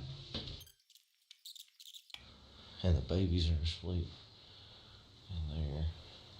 Both members of the sheriff's office observed that the conditions in the home are not ideal for children to live in after viewing the area where all 5 children lay sleeping, though the body cam doesn't capture a clear view. Pitiful conditions. Yeah. I'm not really seeing a whole lot of blood, though, for somebody that was pistol whipped. The investigator proposes they have Samantha come upstairs to provide more specifics. I haven't seen it or anything. All of that, I don't know what's going on with it or what could have possibly got himself tied into. This, but they kept saying, cause this. Asking for compensation, $20,000. Remember this. It'll be important later on in the story. If you will just hold tight with her, so I'm gonna go get some evidence bags. And I'll be right back. I'm gonna grab my camera. I'll be right back. Are you guys trying to accuse me of something? No. Her story immediately falls apart here, though Samantha's reaction is typical of someone caught in a lie. However, this is why all subjects under questioning should request counsel and refuse to answer questions. Police motives are not frequently known, though it's common to start with a large pool of suspects and eliminate them, rather than start with an empty pool and try to add likely suspects. This means you're immediately classified as a suspect or material witness until proven otherwise during the investigation phase. What kind of gun is that? The Glock. Standard issued or?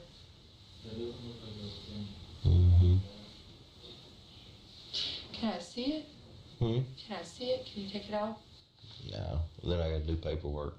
Really? I just was gonna see comparatively to the gun I had. I don't know guns, but the gun he had wasn't very big, or his hand wasn't very small, one or the other. It fit pretty closely to his hand size. This is a very odd request given the circumstances. It's noteworthy that in the midst of Samantha's chit-chat with the officer, she doesn't appear distressed that her husband is missing. It's possible that this is her attempt to be friendly and distract the officers from the situation, since she may believe at this point that police may consider her a suspect. What them kept saying, took someone from us. The only thing I can figure is they're saying like narked on someone. They said something about now he's behind bars. Time did y'all go to bed last night? Around 11. Just a couple hours before the invasion occurred. Next time, she'll have a different answer to the question. How old's your baby? One. You got four? Five? They were in there squirming a minute ago. What is going on? Investigators are doing their thing. Samantha doesn't seem overly concerned about her children, but it seems she's already growing impatient with the investigation. Little does she know, this is just the very tip of the iceberg. At 6:10 a.m., just a few short hours after the violent home invasion and abduction of Samantha Wolford's husband, Dagan, she arrives at the Titus County Sheriff's Office in northeastern Texas.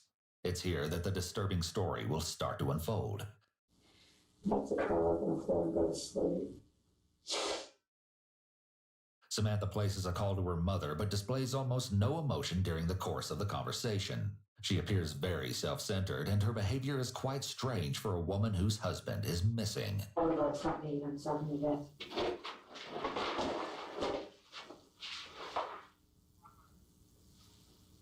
Biscuits and gravy, no sausage.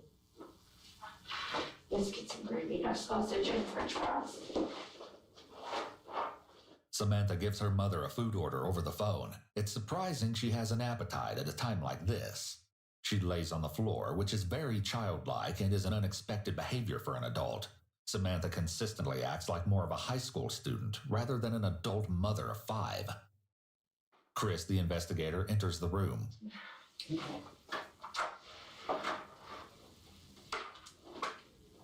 Have we heard anything? We're still working on everything. Each clock. See it for me. I feel like there's something he hasn't been telling me, but I don't know what. What's your gut feeling tell you? I think it's something to do with. What do you think would be going on? I hate, and I'm usually right, and I hate that, but he has a problem with getting involved in things that you don't need to be getting involved with. Samantha seems to be setting up a potential motive as to why the attack and kidnapping may have occurred. She continually brings up the same person in her speculations about what may have happened. Has he been using any drugs? No. What about you? No. And I can take a test right now. This is a convincing statement, which can be a red flag for possible deception. When someone is being truthful, they're more likely to just provide a straightforward denial. However, when someone is lying, they often feel some anxiety about whether they will be believed or not. So they may add on these types of convincing statements to support their lie. So have you had in the past used any drugs? Me? No. Never been involved in it? It's interesting that Samantha states she's never been a drug user. However, David Smith, a former friend of both Dagan and Samantha, alleges otherwise. Because there was one that come out there that drove a little silver Jeep Liberty. He was supposed to be some kin to her, supposedly. But I found out later from Jeremy Rule that he was her pill dealer. Needless to say, Samantha's credibility is becoming increasingly questionable. You know about what time it was when you went to bed? I looked up at the clock and it was like 12:01, and I was like, yeah, you've got to get to bed because you have to be up in 5.5 hours. Sure. Samantha says she and Dagan went to bed at midnight, contrary to the 11 o'clock time she gave a responding officer at the scene of the crime, as you may recall. Already, her story is beginning to change. What's your first memory of what's going on? Well, I took an Ambien, so it makes it a little harder for me to wake up. And I have a prescription with me if you want to see that. But when I can't sleep, it's supposed to shut your brain out so you can go to sleep, but also make it to where you can wake up fairly easy. Samantha gives 2 more inconsistent statements back to back. When someone gives inconsistent statements, it can be a red flag that someone is lying. After telling one lie, there are likely additional lies that must be told to support the original lie. It can be difficult to keep track of everything they've already said, so liars may get tripped up on details and give conflicting information. It's possible that after she made the first statement about having a hard time waking up, She may have been worried about how that made her look, especially being a parent to 5 young children. She may be trying to backtrack because she wants to be viewed in a good light so that her story about Dagon is believed. Of course, I remember at some point it was a little after 1, I saw the clock, maybe on my phone. So it's still pretty foggy because it's fairly early to wake up after taking a sleeping pill. Nothing adds up, considering she'd taken a prescription sleeping pill and was woken up suddenly. She shows little emotion and talks as if she's reading from a script.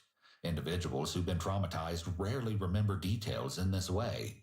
Of course, this could be explained as Samantha trying to give the investigator as much information as possible in an attempt to find her kidnapped husband.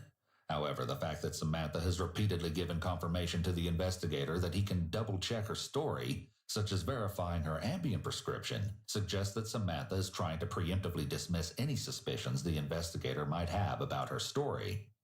They said, you want us to have to kill her too? And he said, no, please don't harm my kids. And they hit him in the mouth. Are my kids okay? And they hit him in the mouth and he said we wouldn't touch a child. And it flew out of his mouth. I don't know if it was a tooth or if it was just spit or blood. Something flew out of his mouth because they had the lights on down there. And that's when they started cutting my clothes off and making me stand in front of him naked. This part of the story seems to be fabricated. The sweater she claimed to have been wearing had no obvious cuts. She didn't recognize the voice or nothing about it. I tried listening to everything. They forced him to tell me not to call the police. And he said, don't call the police. And they punched me in the mouth with the gun. And said, that's not what I said for you to tell her. He said, please tell me what to say again. Please just repeat it. So they repeated it. I couldn't understand what they were saying because they were so close to his face and growling in his ear. He said, Sam, don't call the police. I don't care what happens. Don't call the police because they'll come back and they'll kill all the kids. Promise me. And he was screaming at me and I was like, I promise. However, the 5 children nearby remained asleep through all of the chaos. The police, as well as Samantha's aunt, will scrutinize this assertion later. I know you said something about some money or... Yeah. He said, what do I have to do? Please don't tell me what I have to do. And he said, $20,000. You want to know what you have to do? Can you come up with $20,000 in the next 5 minutes? And he's kind of laughed. Now, what did the handgun look like? It was just black. I don't know anything about guns. Could you know the difference between like a revolver and an automatic? Oh, it was definitely like a police pistol. It was whatever those are. Semi-automatic, so it wasn't a... It was small, barely bigger than his hand. You may recall that she had specific questions for the corporal at the crime scene. What kind of gun is that? What kind of gun is that? The Glock. The investigator now shifts the conversation to a different aspect of routine investigation. It could very well be that this is where things start moving in an undesirable direction for Samantha. Actually, you two weren't fussing, you weren't fighting, you didn't get out of hand, you didn't punch him, kick him, stab him, shoot him, nothing like that. I'm not going to find out anything any different later once we get there, because the deputies, they're out there right now, basically searching your house and talking about him for every piece of physical evidence we can find to do. Anything that'll help them find him. It could be a red flag that there appears to be a verbal and nonverbal disconnect here. She's shaking her head no while giving her permission for detectives to search her house. Partway through this statement, she switches to nodding her head yes, possibly realizing that she made a mistake. Well, actually, that's why I want to make sure, because we're going to be checking your phone records, your family's phone records. Normally, when the police want to search something, the Fourth Amendment requires them to obtain a search warrant. Otherwise, the search is unconstitutional, and the evidence they obtain will be tossed out of court. However, the police can obtain certain types of records without a search warrant. For example, the police could get a suspect's call records from their phone company. Normally, this record will only show the police what numbers a person called and at what time. I need to know the truth. I have to absolutely know the truth, that you had no possible involvement in this whatsoever. No. You love her? I didn't. I wouldn't have gone back if I didn't. What all are you willing to do to help me find him? Whatever it takes. Do you don't know where he is? No, I don't. I wish I did. You're positive? I'm positive. You have absolutely no idea where he's at? No, I don't. Do you know who we can call to find where he's at? The only one I can think is because they kept bringing him up. Other than that, you have no Other than that, I have no idea. None. Her palms go up in the rogatory position, which indicates that she may lack confidence in her statement. Palms up while making a declarative statement is seen as a big red flag because it suggests the person is pleading with the other person to believe them and may be unsure in what they're saying. He doesn't have any friends. I don't go out much. The one friend that I do really have lives in Silver Springs. I don't like drama. I don't like having outside chaos, so I just stay home. I'm just a stay-at-home mom. Samantha continues to attempt to steer the investigation towards the same person she named. She portrays herself simply as a stay-at-home mom. However, her homemaking skills seem to be lacking based on the condition of her house. As the police observe, the environment in the home is obviously not fit for children. In a report later drafted by investigator Chris Bragg, who is currently questioning Samantha, vivid details of the terrible conditions in the Ibarra household are laid out. The rooms are unclean and unsanitary, with trash, urine, feces, clothes, and dirty diapers scattered on the floor. I'm obsessed with making sure an animal is being taken care of the way it deserves to be taken care of. They're like children. They can't take care of themselves. Chris describes the children as dressed in dirty clothes and appearing not to have been bathed recently. We pick back up as Chris continues to press Samantha. And I'm watching this guy punch him in the face with a guy over and over. How'd that make you feel? Horrible. So, I was hysterically bawling. so it didn't make you feel glad or No. there's torture in there? No. Because you told me that you felt good about, wanting to stab him, kill him. At some point in time, everybody loses their temper, but have I ever acted out and hurt anybody? No. And you can look at my record on that. When she says you can look at my record, this is what is known as a convincing statement. When someone is lying, they may make statements such as this that sound compelling in order to convince the other person. However, someone who's telling the truth is less likely to use convincing statements because the facts are on their side. I have one count of criminal mischief, and that was because I tossed my keys to somebody and let them use my car. Sure. And they didn't have a license. Now, when they cut your shirt off of you, was it violent or they just took their time and just... No, they jerked it out and started slashing at it with this apparently dull box cutter, and then when it didn't work, ripped it off over my head and threw it to the side. So it wasn't completely cut in half, right? No, they started cutting like they were going to cut it down or across, and the blade wasn't working, so they said and ripped it off over my head. But as far as tonight, you had nothing to do with this experience. You don't know who did it. No. You're positive about that. Yes. Well, what I need you to do for me is make me a list of everybody, friends, family, contact numbers, his boss, where he works at Little Caesars, his boss where he works at the Talcott Woodcraft. The investigator exits the room and leaves Samantha to her list. A few minutes later, Sheriff Tim Ingram enters the room and tries his hand at getting to the truth with Samantha. And this is why that it's very important, honey, that we want you to be honest, because I'm going to tell you what, the evidence we found on the scene, it's just not matching. I don't think you harmed this boy, but I think you know who did, because if somebody gonna kidnap him, why is there his blood in y'all's pickup? Kidnappers ain't gonna use their pickup to do something with him and then put him out there and put him in the truck and haul him back. In his pickup, his blood? Mm-hmm. Yeah, somebody, it's apparent to me that somebody used his truck.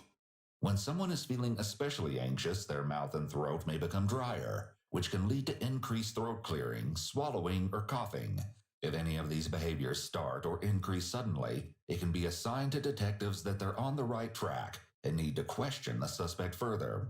Samantha's cough here could be related to this. She may be panicked about the news that blood was found in his truck, and the cough is an attempt to reduce the discomfort and dryness she feels in her throat.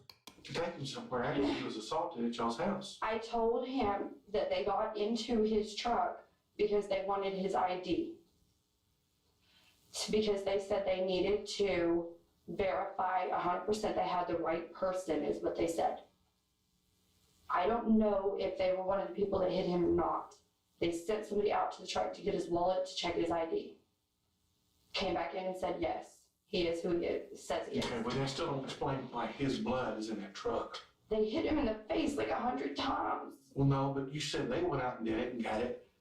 He was never supposed to be in that truck. If they had blood on their hands and got in the truck. No, it's drip blood. It's not. It's drip blood? Yes, he was in that truck. And this is what's going to look so bad is from your story, and this is why you don't have to be a suspect, and I still don't think you did it.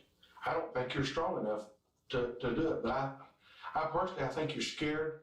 I don't know if you had a boyfriend that he found out about. The investigator is attempting to establish the existence of accomplices, and from there, the existence of one or more conspiracies. I didn't have a boyfriend. Okay. I don't know what the deal is, but Sam, you've got your kids in the same room. It's telling that Samantha says she's being as honest as she can. This may be another convincing statement. It sounds reasonable, but someone who's telling the entire truth likely wouldn't feel the need to make claims about being an honest person. In addition, Samantha's statement here may have some level of truth to it. She's being as honest as she can be without incriminating herself. Adding on "as I can" may be an exclusion qualifier, which allows her to tell the detective some of what happened while withholding information about her specific role in the crime.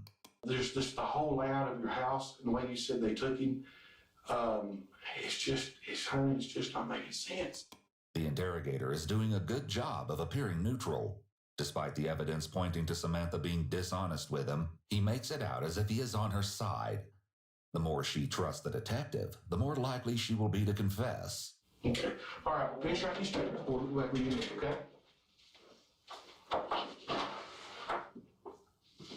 You need something to drink?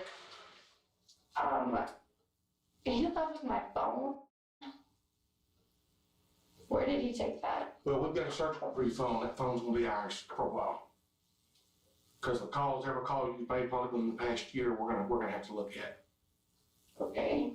Your text message, your thing, so we've got a search warrant for your phone. Okay? Okay. I'm telling you everything I know. I'm repeating everything they've said. Okay. Well, just go ahead and do you got your statement. We'll get back to you in a minute, okay? You can look at my record. I'm not somebody that gets into trouble. Sit right there and told me the same story just like you're telling me. And, they tried to convince me. And in the end, when the evidence come in, they sat there and we knew all along they were lying. We knew all along the story was made up. Detectives want suspects to think they know more than they actually do, or that they're about to find some crucial piece of evidence, leaving suspects panicking about how much police actually know. Investigators want suspects to feel the time pressure to confess, implying that it's in the suspect's best interest to do so before it's too late. I will be the first person to come forward because I want it out. So let me ask you something. How did you call for help if you was tied up? I used my nose. So they didn't take your phone in. They left your phone there. They asked me if I had a phone, and I told them no. And they asked him, so how'd you get to it? How'd you get to it? I wiggled on my side. Where was it? Where I was on this side of the upstairs, and it was shoved up underneath the edge of the bed on this side of the upstairs. Who did you call? My mother was the first number on my call list. I just used my face. And so instead of calling 911 for help, you called your mother? How do you press 911 with your face? Well, how did you dial your mother with your face? I didn't dial my mother. I just pushed the first thing that was on there. It just happened to be my mom. Although Samantha may believe this is a reasonable explanation, you'll encounter another witness who will tell the sheriff's office that they observed Samantha with her phone simply laying on her lap in the aftermath of the attack. Next, the sheriff wants to hear about what's been going on in Samantha's personal life. Well, now see, here's something else I don't understand. Maybe you can help explain to me. You talked about how much you love Ernie, right? Mm-hmm. But though you're talking to Brian, you're talking to Alan. I'm not allowed to have friends because I'm married. Oh, no. No, not that kind of friend when people like you, No, you think that's normal? For married people to... In the law nowadays, in general, I think more people our age. I wish I could marry somebody like my dad. He's great to my mother. There's nobody else ever that could turn his eyes from her. He's the perfect husband. Okay. God knows I didn't marry anyone. He cheated on me more than once, and I think every once in a while to hear that I'm beautiful and to hear that I am an attractive person and that I am not the most horrible person in the world, it's nice. This could be an attempt to not only justify her actions in talking to other guys, but it could also be a deliberate attempt to portray her husband in a negative light. She's hinting toward verbal abuse by claiming that he would tell her how horrible she is. This seems especially unusual given the fact that her husband is still missing.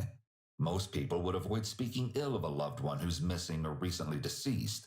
She may be setting up a possible defense if it's later proven that she was involved in his disappearance. Did Ernie ever look at your phone? Yes, all the time. Did he see those messages where you'd been talking to them guys? Yeah. What'd he say? Nothing. He didn't particularly like it, but after what he put me through, he told me as long as I didn't bring anything home or do anything at the house, then he didn't want to hear about it, he didn't want to know about it. And I told him, I'm not cheating on you. Yeah, these guys tell me I'm beautiful, and they tell me that I'm, and I go out to my mom's house, and I go to the bar, and I go dancing. Earlier, Samantha claimed that she didn't go out much and was just a stay-at-home mom. Now that detectives are questioning her about the guy she was talking to, she suddenly changes her story. She may have given the first statement because it supported the narrative she was trying to weave, about how she was a homebody who didn't know anyone who could be involved in her husband's disappearance. However, now that detectives have evidence of her text with other guys, she needs to support this new narrative. And yeah, I may have a little too much to drink and someone says, hey, can I have your number? And I may give it to them, but that's as far as it goes. Samantha seems preoccupied with others recognizing her as beautiful, given her repeated use of the word to describe herself. This could be a possible indication of her having narcissistic traits.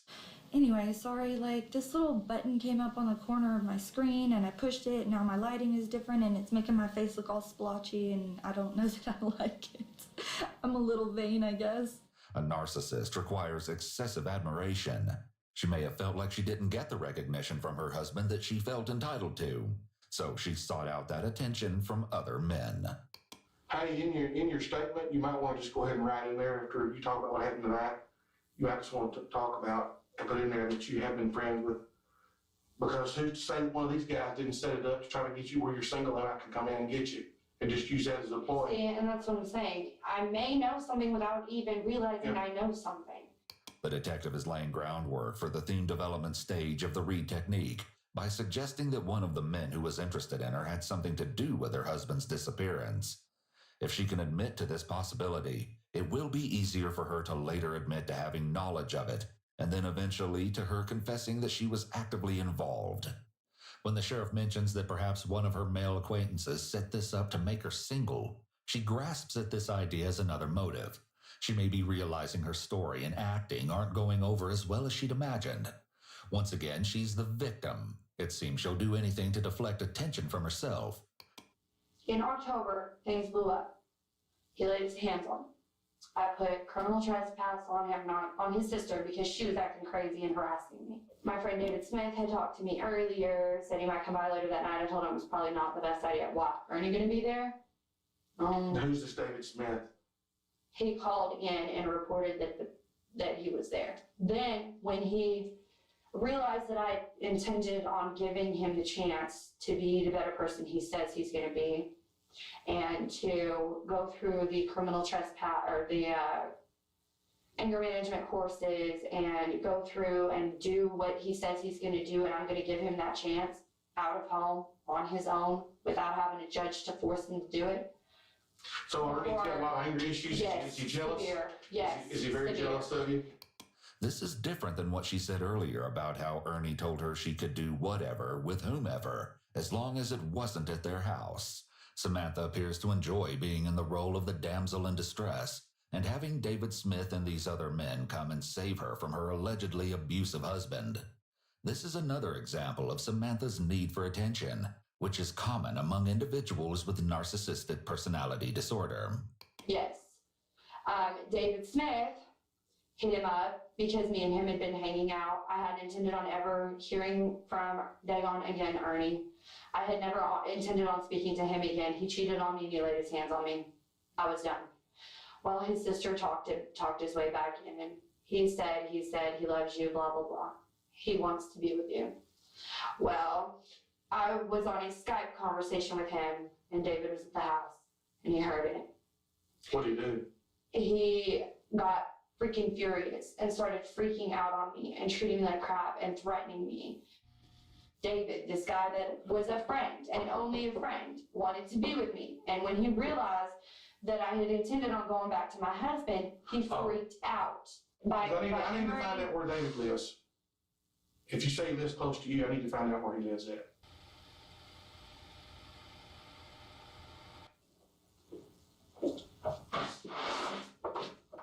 Peter? Hey, there is one other way that we can make absolutely sure and clear you.